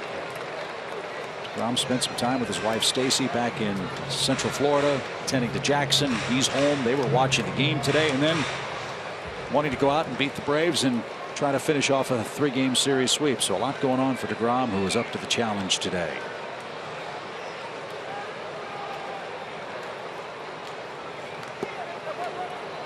Nice stop by Plawecki.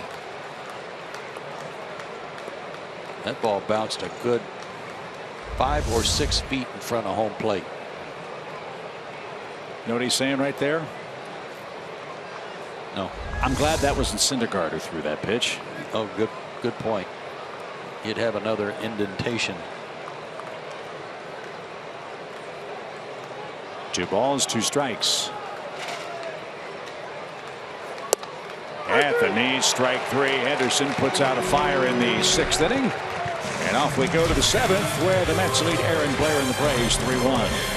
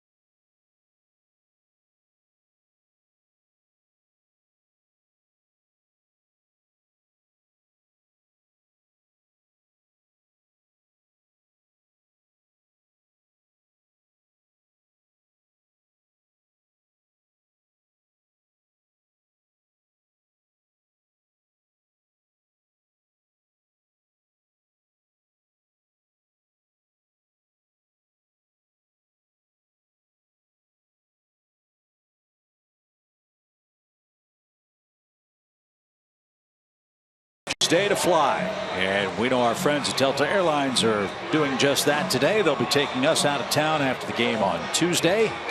Thanks to Matt Coney and our friends at Delta Airlines, getting us from city to city all summer long.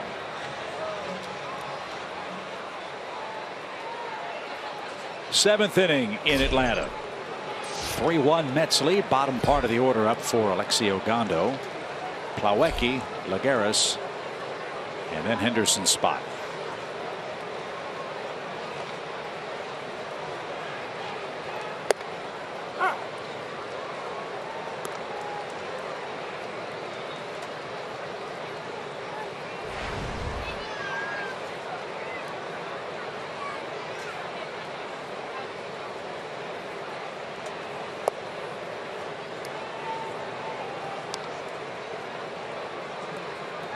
Just down by 2. Got to hold them right there.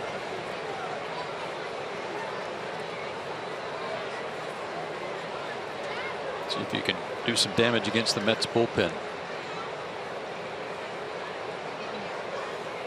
Mentioned the pitch that Syndergaard threw that caught Plawecki on a bounce.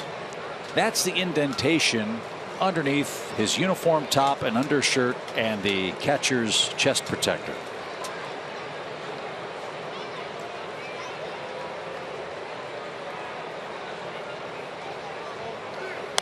Fouled away.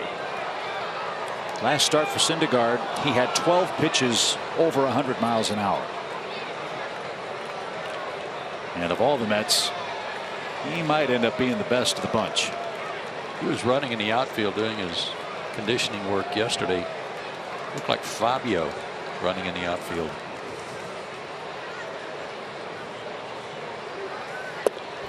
Just hear him now on this cool day in Atlanta. I can't believe it's not hotter. That flowing hair. He'll be bringing the heat to the Reds as they open up a series in New York tomorrow. Full count for Plawecki. And ball 4. Ogando spun out of his delivery, looks at the mound. And he'll go to the stretch to start the inning. 1-out walk in the 6th inning led to 2 runs against Aaron Blair. And that's the story for the Braves today. Aaron Blair got the call up. And in his debut, 6 hits, 3 runs in 5 1/3 innings through 80 pitches. Braves turned 3 double plays behind him. He struck out Lucas Duda for his first big league punch out. But the Braves are down a couple of runs in the late innings and hope to avoid a 10th loss already here at Turner Field. Braves are 1-9 at home.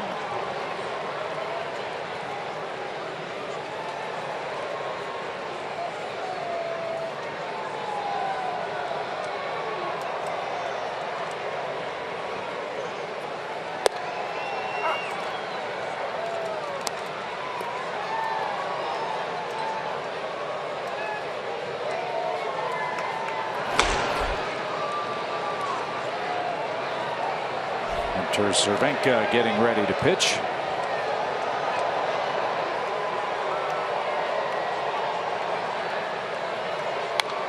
And pop back out of play. Got the big Toby Mac concert after the ball game today. That's another reason for the big crowd. Braves always have a great home post-game concert series from season to season, so hope the fans enjoy the show after the show. Yeah, it's a pretty good list of people. Chris Stapleton among them.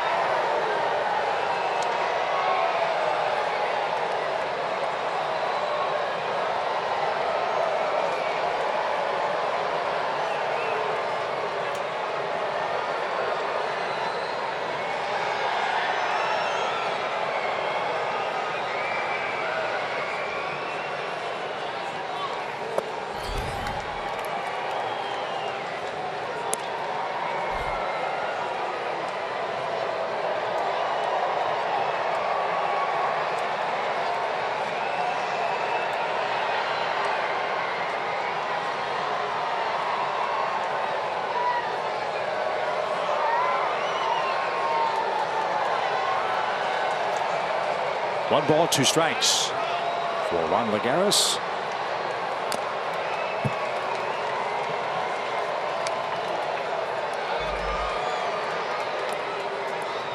And the Mets have the luxury of Yoenis Cespedes. He's out with a sore upper leg for Terry Collins. He re-aggravated that injury on a slide here the other night. But they're able to plug in Lagares to play center field in Cespedes' absence today.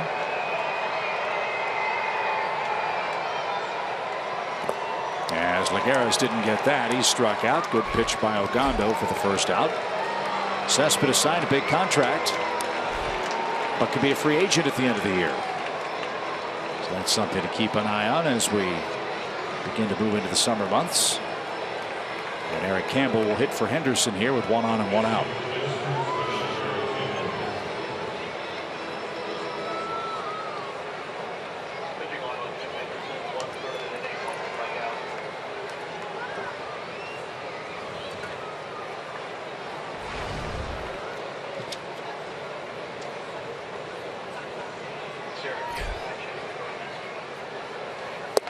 Campbell's out of Norwich, Connecticut. 8th round pick by the Mets in 2008. He was on the New York Vegas shuttle a couple of times last year. Hit .363 at AAA. Hit .197 in 71 games in New York. Up and down a lot the last several years.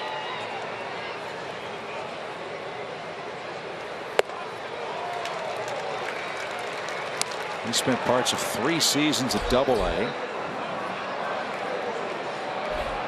Full year at Vegas in 2013.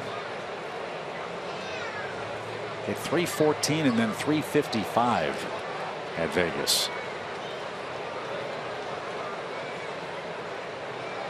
No balls, 2 strikes.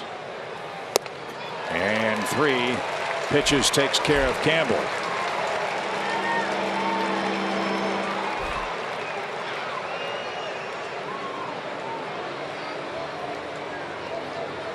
Now Freddie's going to make a double switch. Jeff Francoeur is going to come in the game. He'll replace Jace Peterson. And Hunter Cervenka is going to come on and try to retire Curtis Granderson and send this game to the 7th inning stretch. 3-1 New York. Game 3 of the series.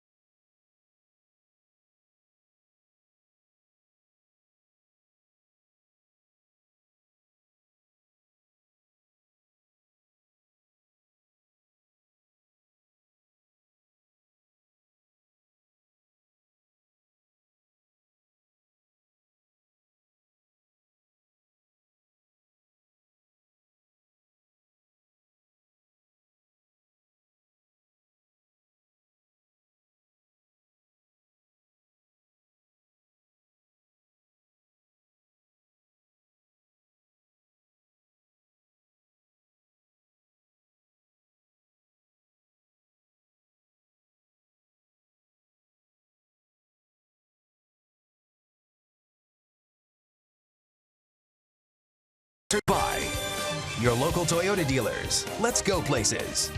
The Georgia Lottery. And Synovus, the bank of here. Mets 3, Braves 1. The 7th inning continues here at Turner Field. This is your final year, of course, to take a guided tour of the Braves home ballpark. You can take a behind-the-scenes tour of the Braves press box, broadcast booth, clubhouse, and dugout. The highlight of which, of course, is David Poole's hot dog machine in our home press box. Tours are offered all year long. You begin with the Braves Museum and Hall of Fame. Carolyn Serra does a marvelous job with all the Braves memorabilia out there, so make it a point to stop by and see that next time you're in town here in Atlanta. Hunter Cervenka on to pitch to Granderson. 7th game for him. No runs allowed. Lefty's hitting a $1.25 off of him. If you want to look to one guy for the Mets in this series who's done the damage, he's at the plate. Mets have scored 17 runs. He's accounted for 11 of them. He drove in 5 in game 1. He has scored 6 runs himself. 6 for 12 is a hitter and 2 walks added in. He's been on base 8 times in 3 games. Can't do much better than that as a leadoff hitter. No. He walked his last time up. That was the 2nd run that was given up by Blair. And Cervenka paints a corner, even count. And he's run the bases well. He's gone 1st to 3rd on some singles to right. Remember, he tagged up at 3rd on the great catch that Jace Peterson made in the 1st inning. He was caught in foul territory.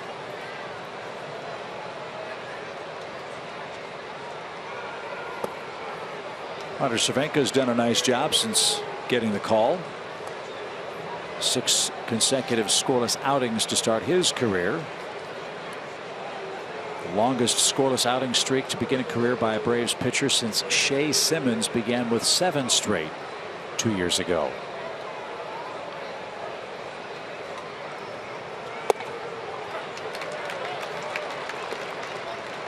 Called up on April 11th from Mississippi. Cutters and curveballs. That was a good cutter right there. Bryce Harper was his first big league strikeout victim. He'd like to get Curtis Granderson here with a 2-2 pitch. And he did just that. Cervenka continues his good work. The Mets struck out 3 times in the top of the 7th inning and failed to add to a 2-run lead. It's a 3-1 game with Smith, Francoeur, and Markakis scheduled to come to the plate for Atlanta. And as has become customary here at Turner Field on home Sundays, we will welcome Timothy Miller to the center of the diamond, and he will sing God Bless America before a big sun-splashed crowd here to see the Braves and Mets in the 3-game series finale at Turner Field. As we raise our voices in a solemn prayer.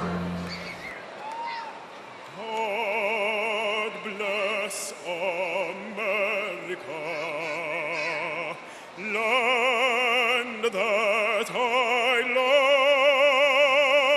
love. Stand beside her and guide her through the night with her light from above.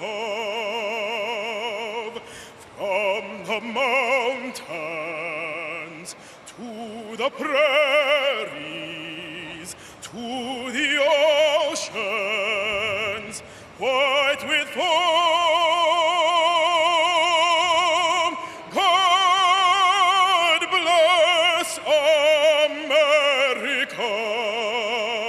my home, sweet home. God bless America, my home, sweet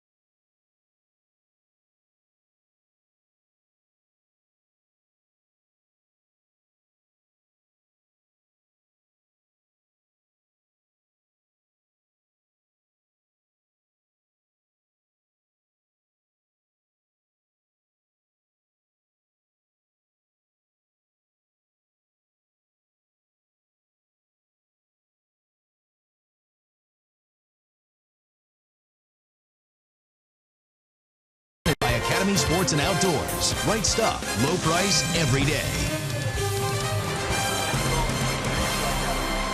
See if the Braves can come back from a 3-1 deficit to the Mets here in the bottom of the 7th inning. Let's take a look at today's Toyota key play. Here's how the Braves scored their lone run.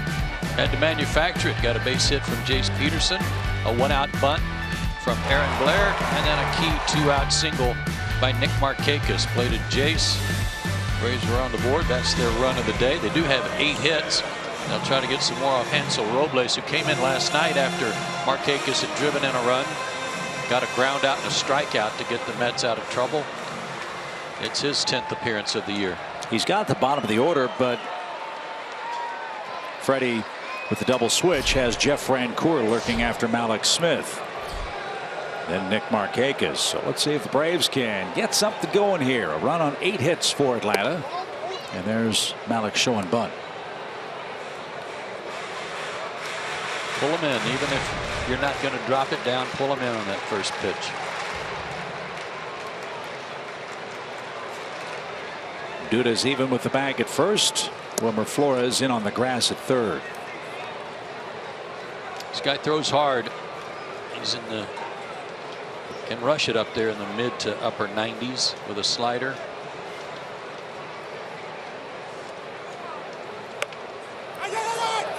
Butted right behind the plate. Plawecki with a diving try couldn't spear it.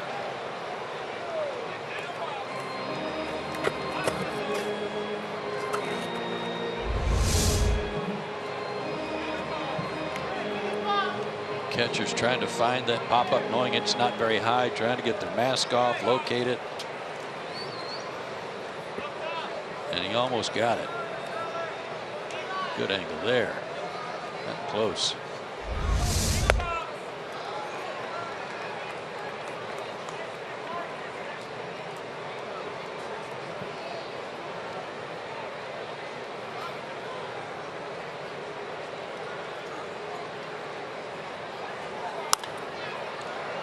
That slap to the left side out of play. Still 2-2.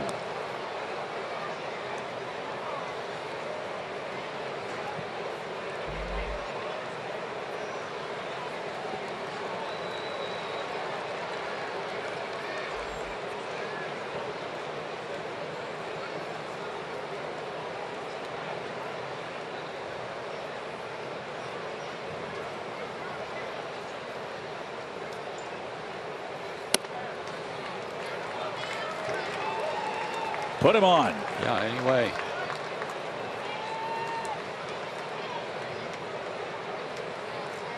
Should get a good pitch to hit here.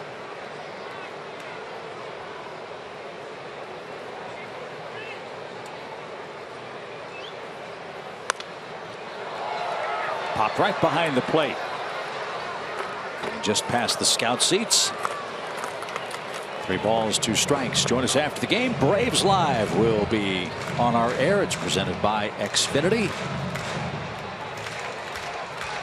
Braves have lost 4 in a row. They'd like to snap that late and prevent a Mets sweep.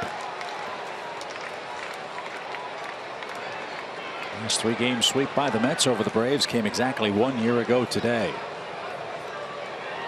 3-2. Ground ball. Walker surrounds it. And got Malix by a step. 1 down. Much better. Put that ball on the ground and run. Barely got him.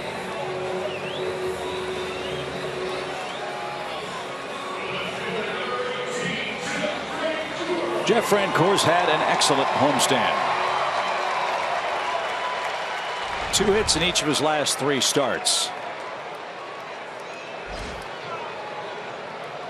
292.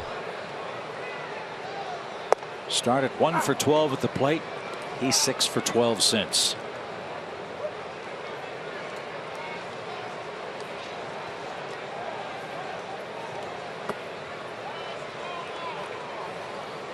Little quick pitch attempt there by Robles. Looked like he was going to throw out of the stretch, but went right into a windup.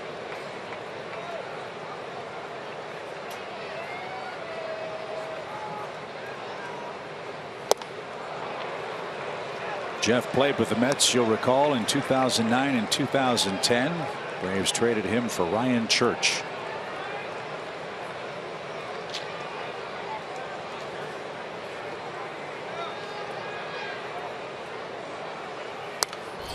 Fought that off.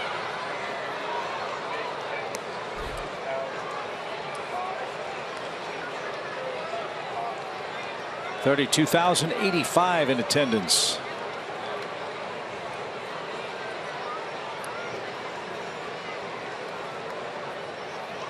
Dogs not included. 1 ball, 2 strikes. And Plawecki couldn't hold on.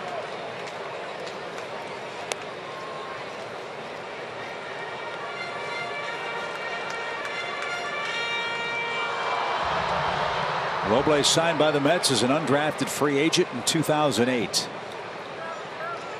He's a cattle rancher in the Dominican Republic.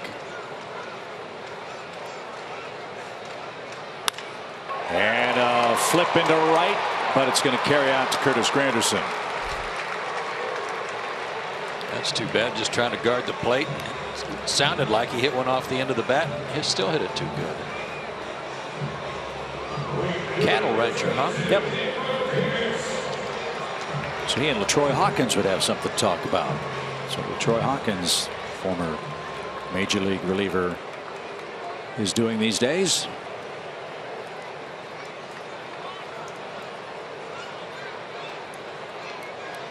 And here's Markakis. Nick has an RBI hit.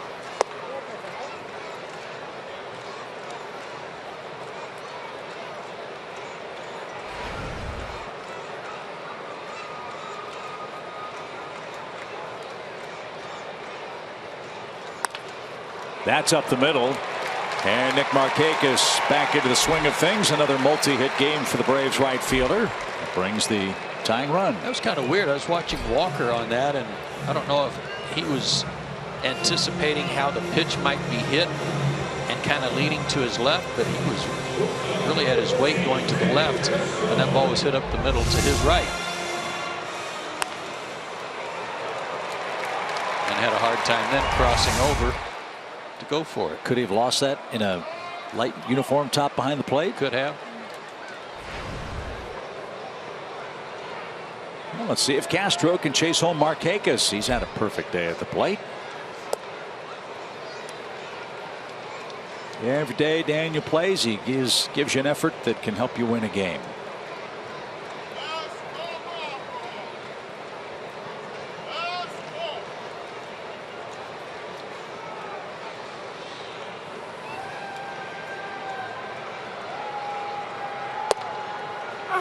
Daniel's third multi-hit game of the season for Atlanta. His first 3-hit game.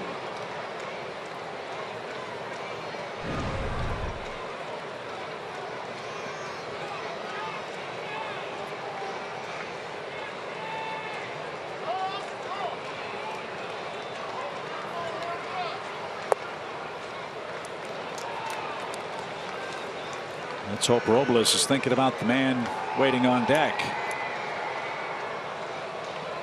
If Castro reaches, a long one from Freddie Freeman would turn the game around.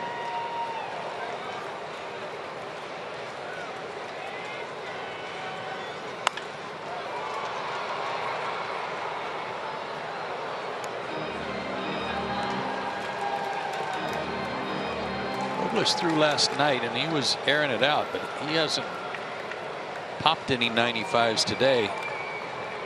Short turnaround for him. He's been around 91, 92.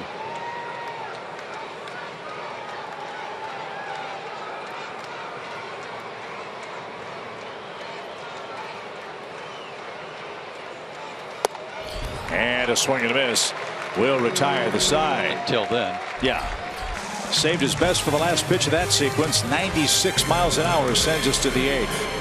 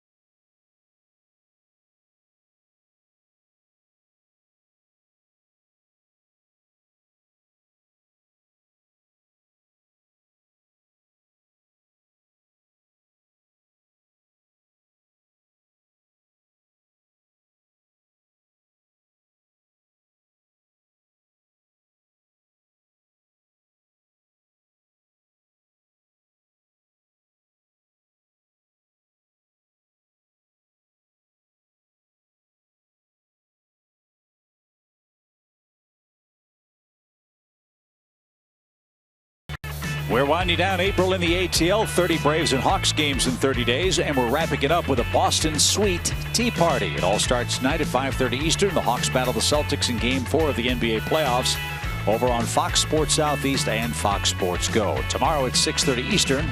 Stick with us here on Fox Sports South and Fox Sports Go. We start our series with the Boston Red Sox, 2 home, 2 away against our friends from the American League East. Maybe the Hawks can come home with a 3-2 lead.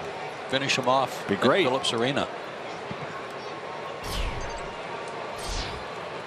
Hunter Cervenka is back out there for the 8th inning as Drupal Cabrera leads off. There's action in the Atlanta bullpen. AJ just bailed. Everybody was. Yeah. Vacating the premises. Batter, catcher, umpire, everybody was leaving.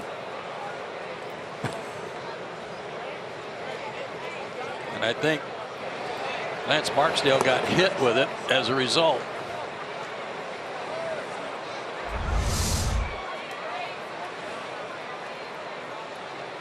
Lance, you've been around long enough. If the catcher's running, you need to go with him.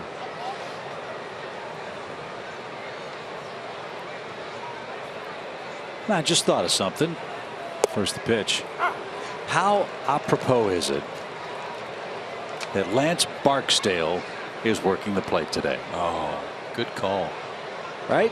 Yeah. Boy, every once in a while the clouds part and you come up with a good one. Terrifying, man.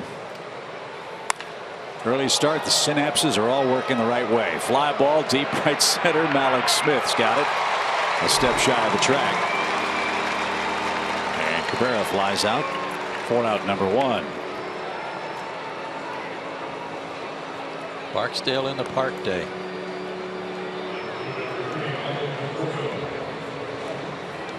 And we have a grand total of 10 strikeouts I have in the game, so it's not a K9 effort. Good try, though. Yep.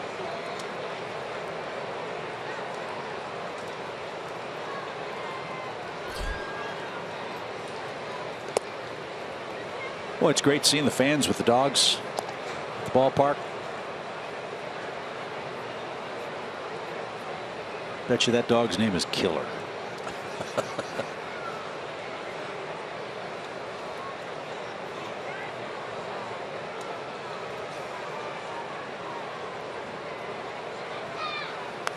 Foul straight back.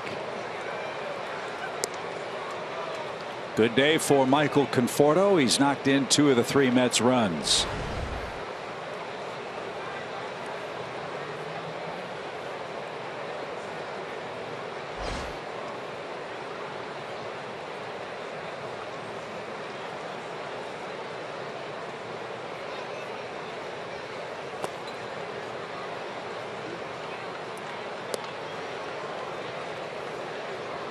The only thing that would have made the umpiring crew better is if we'd had Jim Wolf.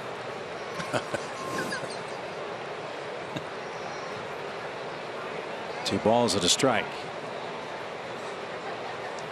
And out of play, foul. In all seriousness, though, Jeff Kellogg was on this crew, and he was hit with a foul ball off Nick Markakis' bat in the first inning on Friday. And ball came off the bat at well over 100 miles an hour, and Jeff was able to walk off the field under his own power, but he's apparently undergoing the concussion protocol for the Major League Baseball umpires. And hope Jeff's going to be all right. Hopefully he'll get back behind the plate and on the field real soon. He's a good umpire. We wish him our best. I really applaud Major League Baseball for their efforts in, what's the word I want to use, acknowledging the concussion issue in this sport. Strike 3, good pitch to freeze Conforto. Cervenka continues his good work. A couple of strikeouts in an inning so far.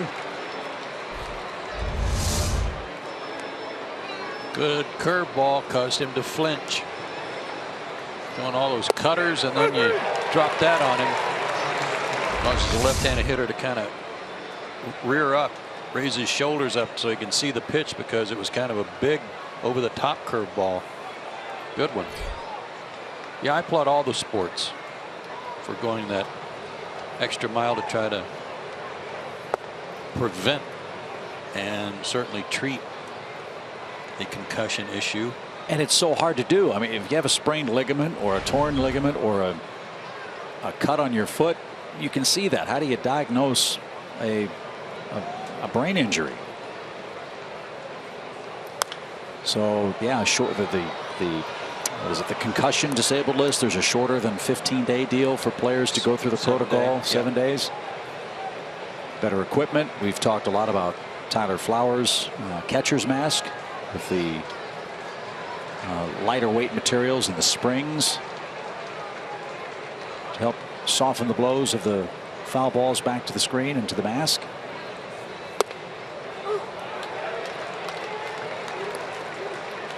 Another good pitch from Hunter. Low and away on the corner. Let's see if he tries that big curve.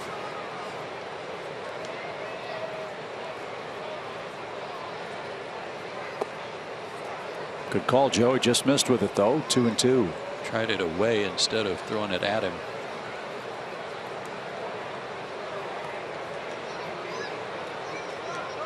Hunter's a big guy and can throw hard.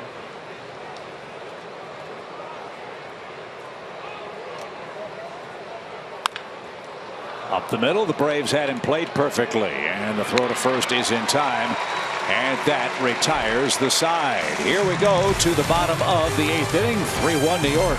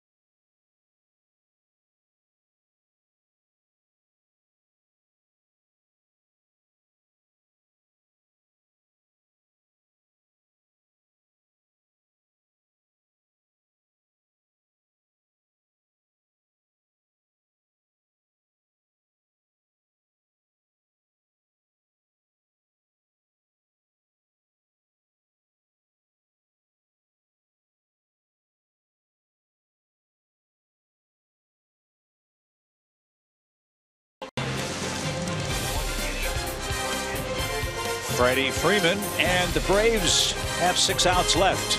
That's a good autograph. It is a good autograph. Very distinctive, isn't it? Yeah, looks like 2 7s with his name written through there. And he'll start things off against Jerry Blevins, a crafty veteran left-hander. He didn't pitch here last night, but he did pitch Friday night, a third of an inning, and got a strikeout. That was against A.J. Brzezinski.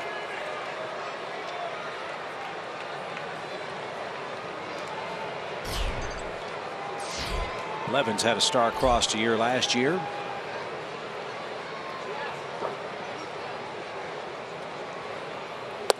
Was traded late in spring training from the Nationals to the Mets. Got hit with a line drive that broke his forearm, and after it healed, fell off a curb and re-broke the arm.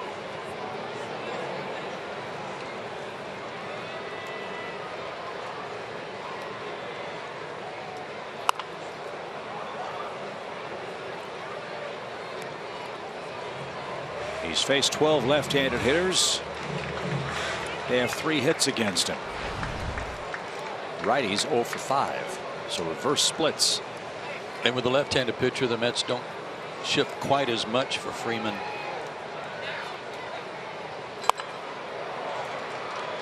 Walker's still out in shallow right field, but Cabrera's more right up the middle. Now he'll move over.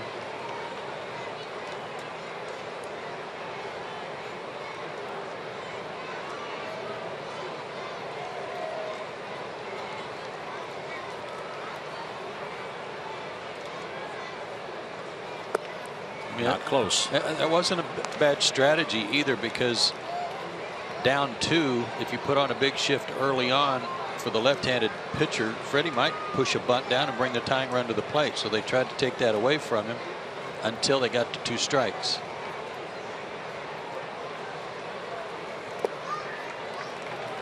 And he's worked the count full. You shift all you want. If you don't throw strikes, it doesn't matter, does it? Nope.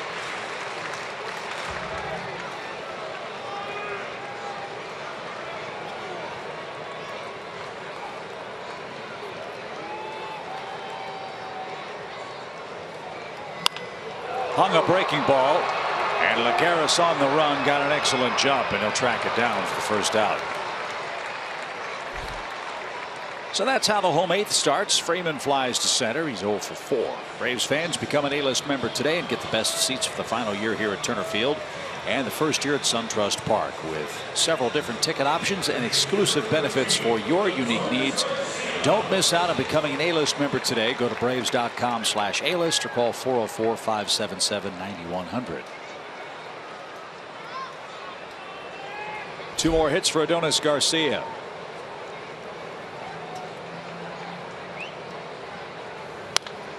And rifled back toward the Mets broadcast booth.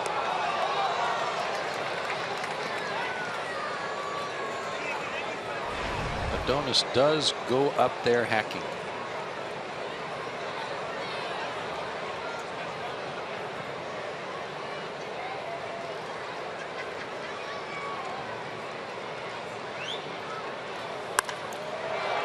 Golf towards center. 2 out. Hit that right on the nose. I was going to say, it's got to be frustrating facing a guy like Blevins who doesn't throw hard. You hit it right on the button, but you have to supply all the power. Frustrating for Adonis. He just can't hit a ball any harder than that. Another chance for A.J. Pierzynski to pick up hit number 2,000 today.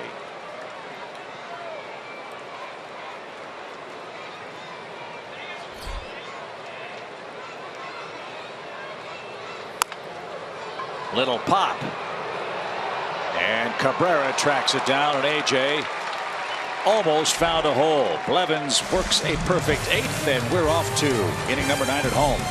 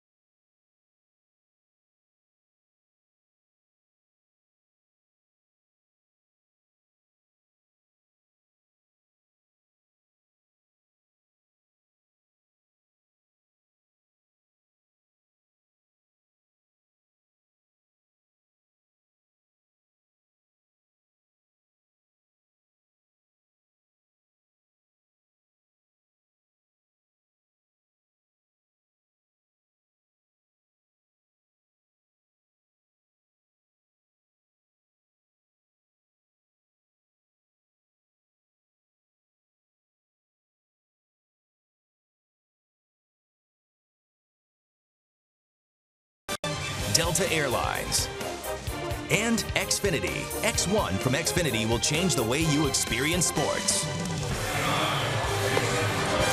Tomorrow, stay with us right here on Fox Sports South. The Braves will enter interleague play for the first time. The home and home series begins with the Boston Red Sox tomorrow night. We're on the air at 6:30 on Fox Sports South and streaming live on Fox Sports Go with Braves Live. Then Joe and I will have all the action. Game 1 of the series. Julio Teheran and Rick Porcello will be the starters tomorrow as we continue April in the ATL, presented by Cook's Pest Control. Now Porcello's off to a great start too. He's 3-0. And as mentioned, David Price will pitch here Tuesday night. Jason Grilli's going to work the 9th inning, his 8th game, and the more work for him, the better.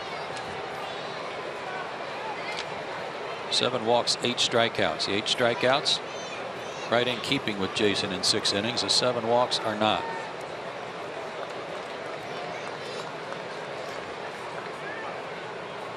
Neil Walker greets him first. Walker's reached twice, base on balls and a strikeout. Excuse me, a base on balls and a base hit for Walker. Wilmer Flores will follow, then Kevin Plawecki in the 9th. New York 3, Atlanta 1. It's got a first inning run, 2 in the 6th. Atlanta's run came in the 5th. Nick Markakis with an RBI single.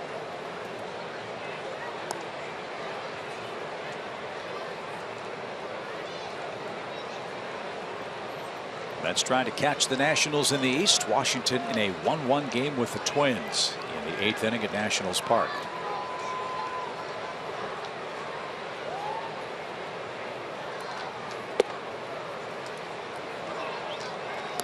Ball 2 outside.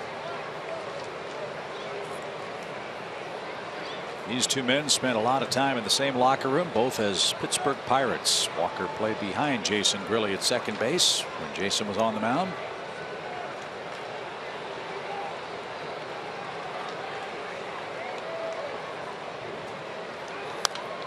They tied him up inside, 2-2.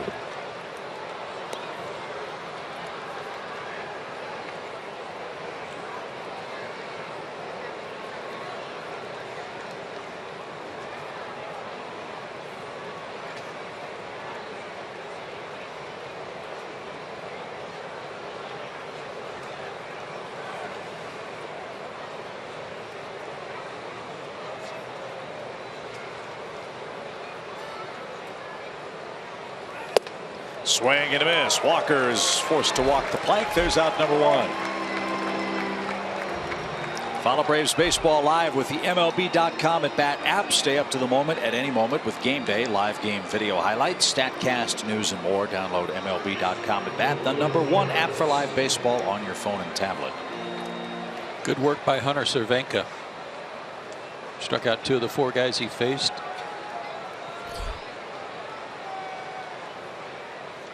Both strikeouts were left-handed hitters.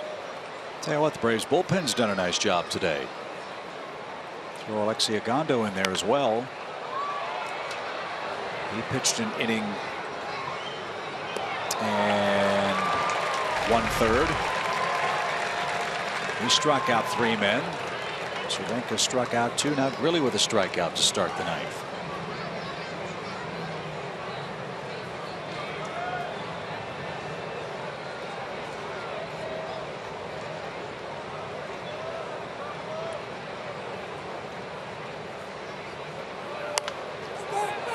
Popped up behind the plate. AJ will give chase, and they'll have no play.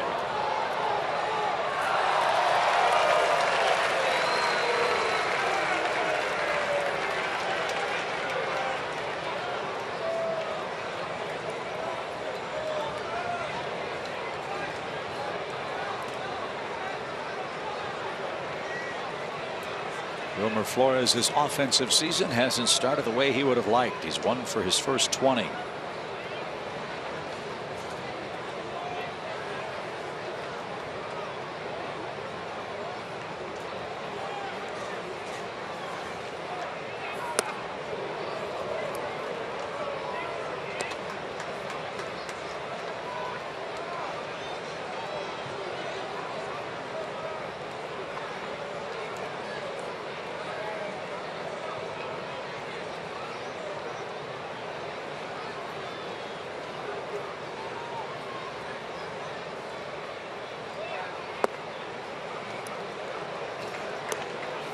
Pretty good breaking ball there.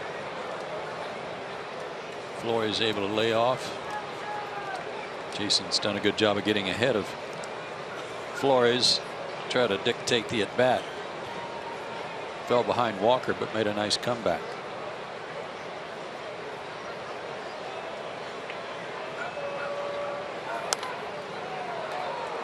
He's throwing hard. He's been around 93.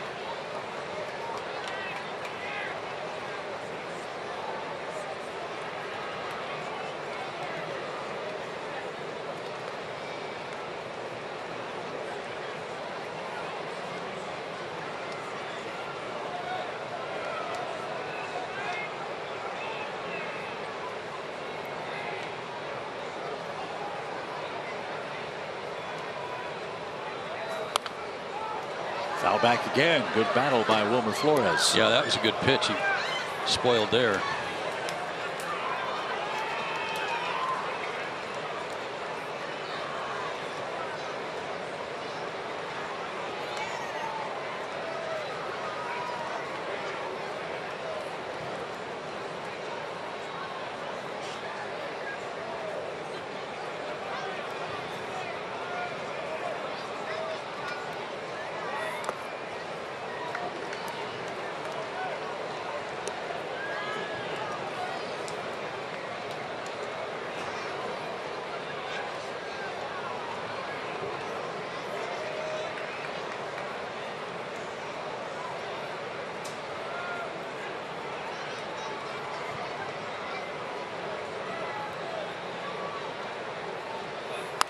Check swing. Out to short. And a long throw. And the stretch not in time to beat Wilmer Flores.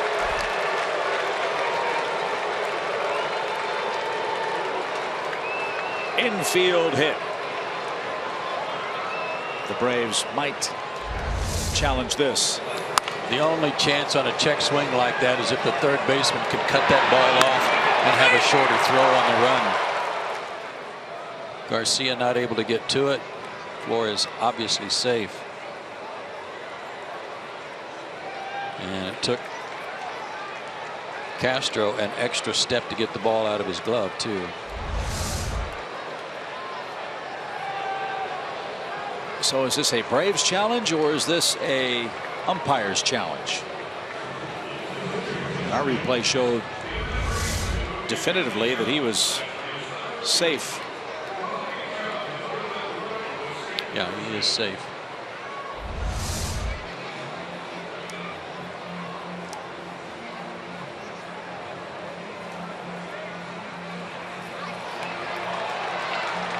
This would be a quick review, I would think.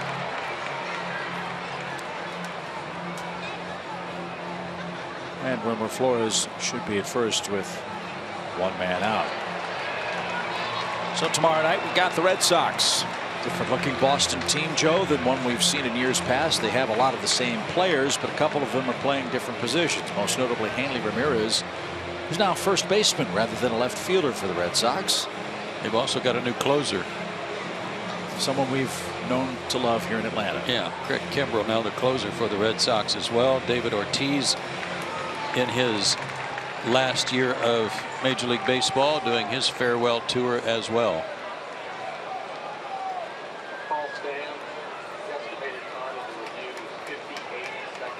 58-second review. And the call was correct at first base. And now Plawecki, the hitter. 1 on, 1 out, 9th inning. Can't give the Mets any more. They lead 3-1.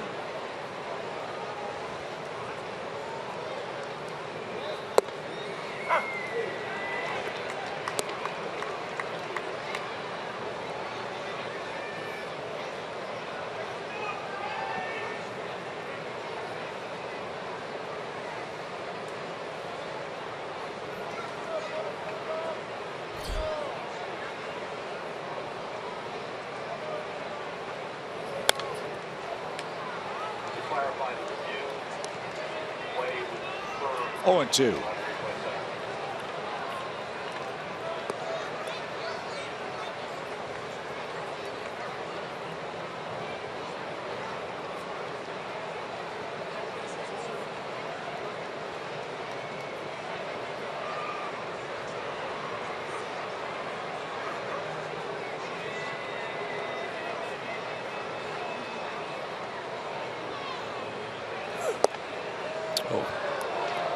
AJ hanging on to that one for a little longer look. He wanted it.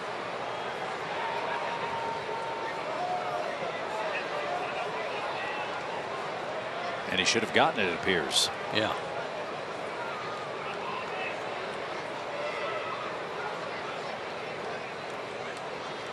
One ball, 2 strikes. And served to right. Markakis puts that away. That's the second out of the inning. Braves Live presented by Xfinity will follow us.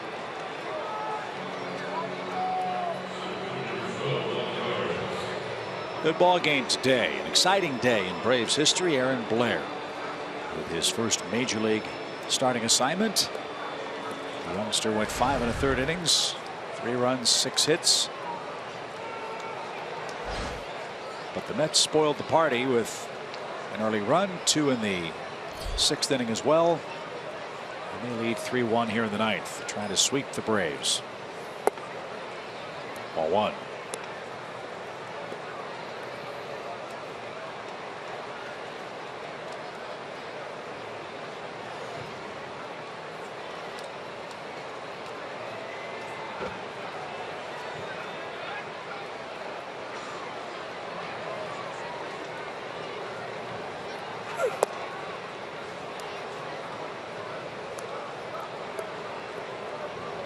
Let's have their closer ready to go. Familia's ready.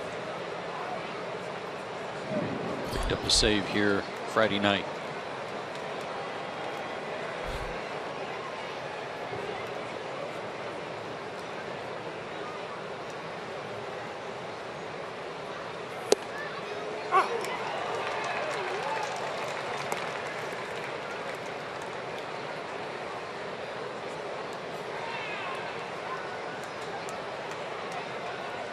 Grilly's the 3rd Atlanta reliever.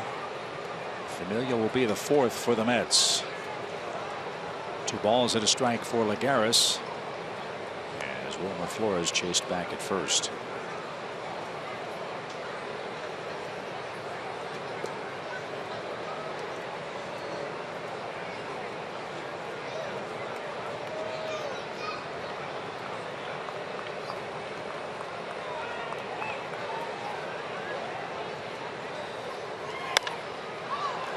Jason's battle back to even it up, 2-2.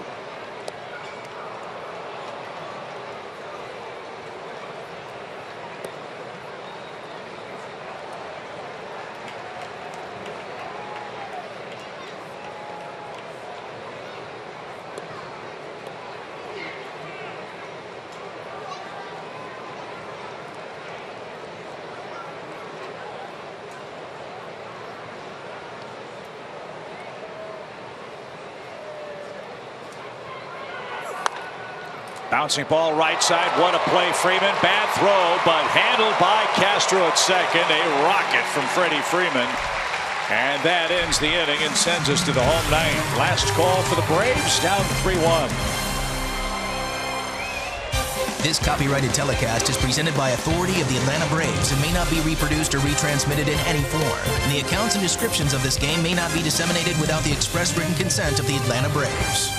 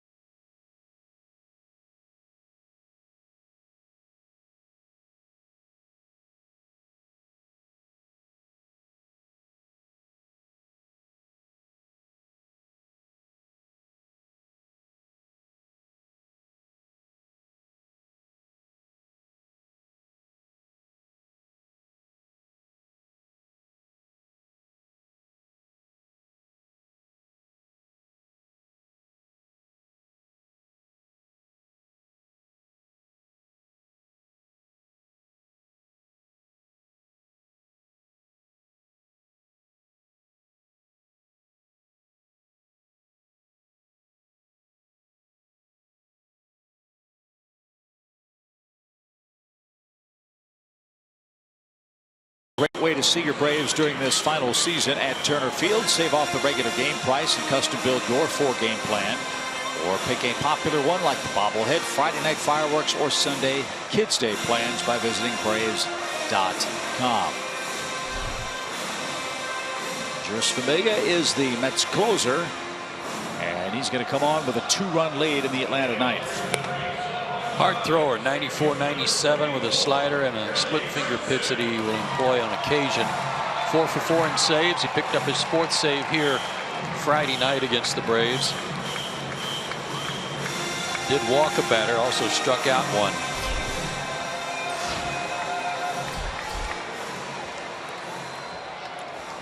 Kelly Johnson, Eric Ibar, and Mallex Smith are the first 3 hitters up for the Braves in the bottom of the 9th inning.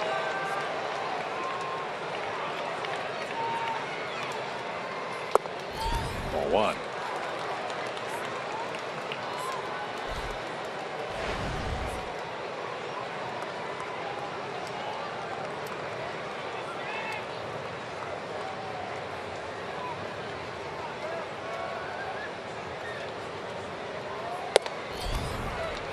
I like it. 2-0.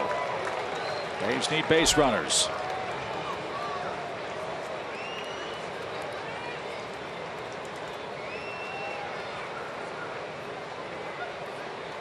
The Mets have not walked a batter in this game. 2-1.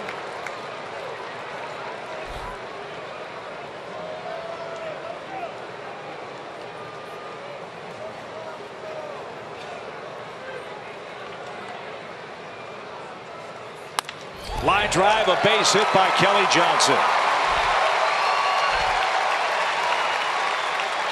So there's a start.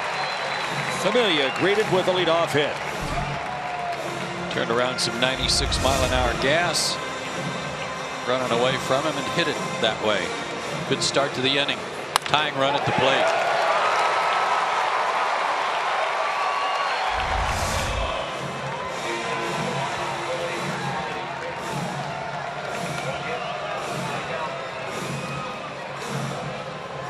Familia thought that baseball was defective, so he gets a new one and faces Ibar.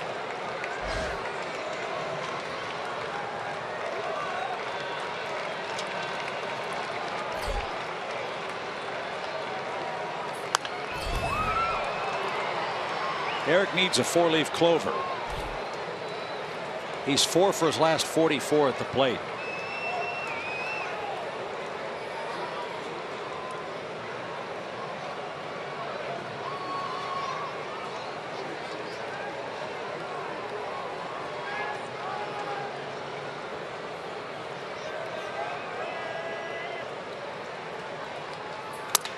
Broken bat, slowly out to short. The Mets will make the peg to first. Kelly Johnson with a hard slide in safely at second with 1 out. And Mallex Smith is coming up. Smart play by Cabrera. Made sure he got 1 out. He might have been able to cut down Kelly at second base, but that was even risky.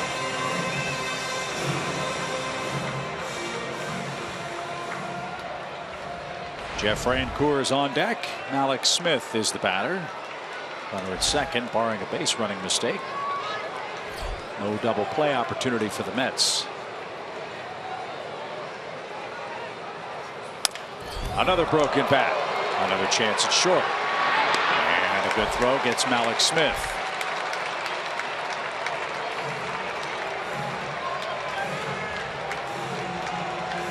It was right off the end of the bat. Probably a cupped end in his bat that just splintered it.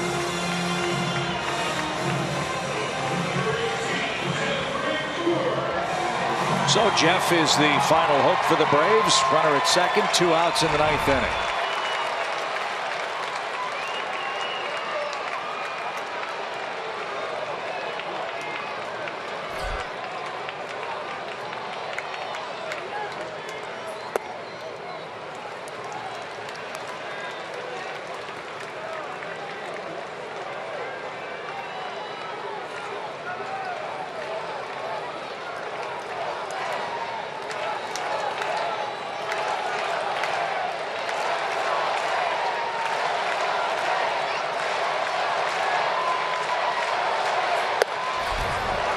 Right there, a strike.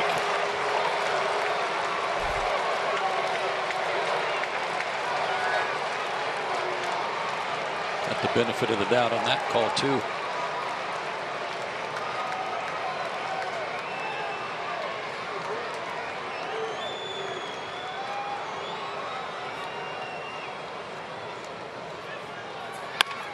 There's a base hit by Jeff to right field. Here comes Kelly around third. They'll wave him home. RBI hit for Francoeur. It's a one-run game.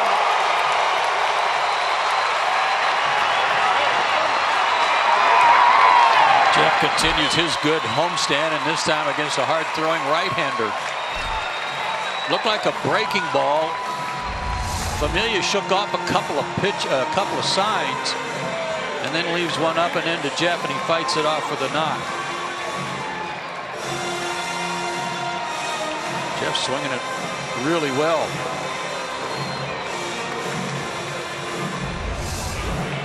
Drew Stubbs will pinch run for Francoeur.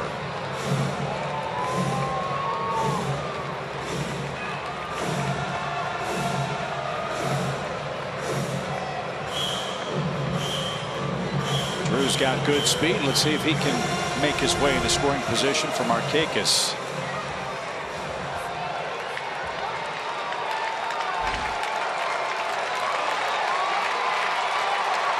Nick has 2 hits in his last 2 at-bats.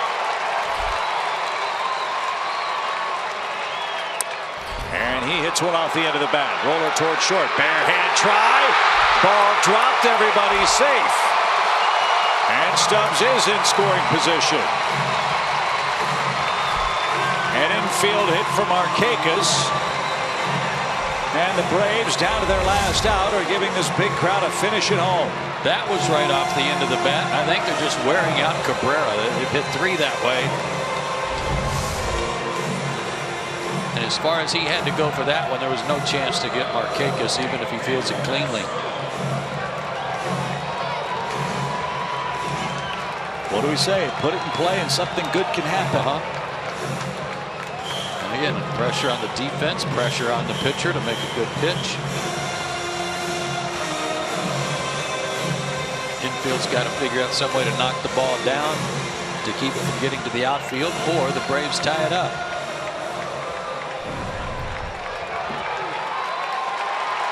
Big day for Daniel Castro. 3 singles.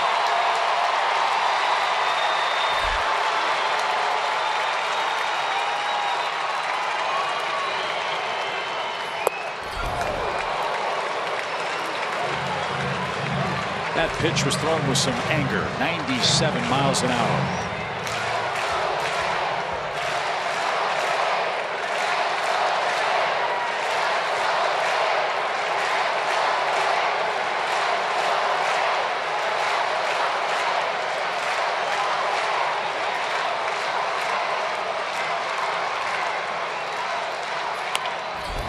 Pulled foul at third.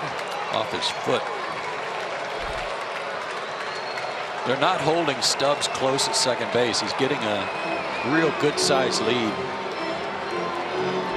The outfielders have shortened up for Castro. Here's the foul ball with his instep. Conforto's at normal depth in left field, but Lagares and Granderson very shallow.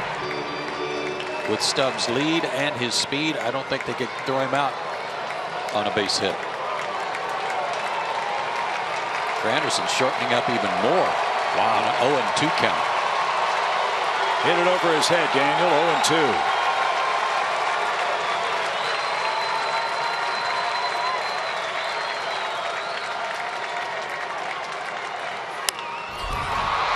Pop toward right. Granderson takes a peek at the stands and runs out of room.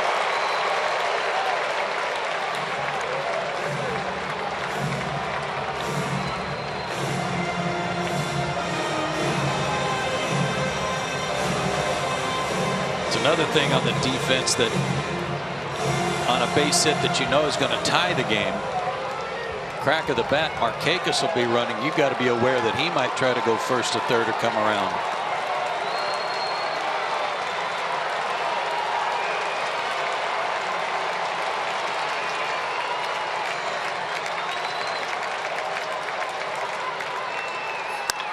Bouncing ball to second. Walker to a knee. And the Mets hold off the Braves and sweep the series by a final score of 3-2. Once again, the Braves pick up 12 hits but could manage just 2 runs as Jacob deGrom, a proud new father, wins for the first time as a new dad. And Aaron Blair in his big league debut suffers a tough luck loss.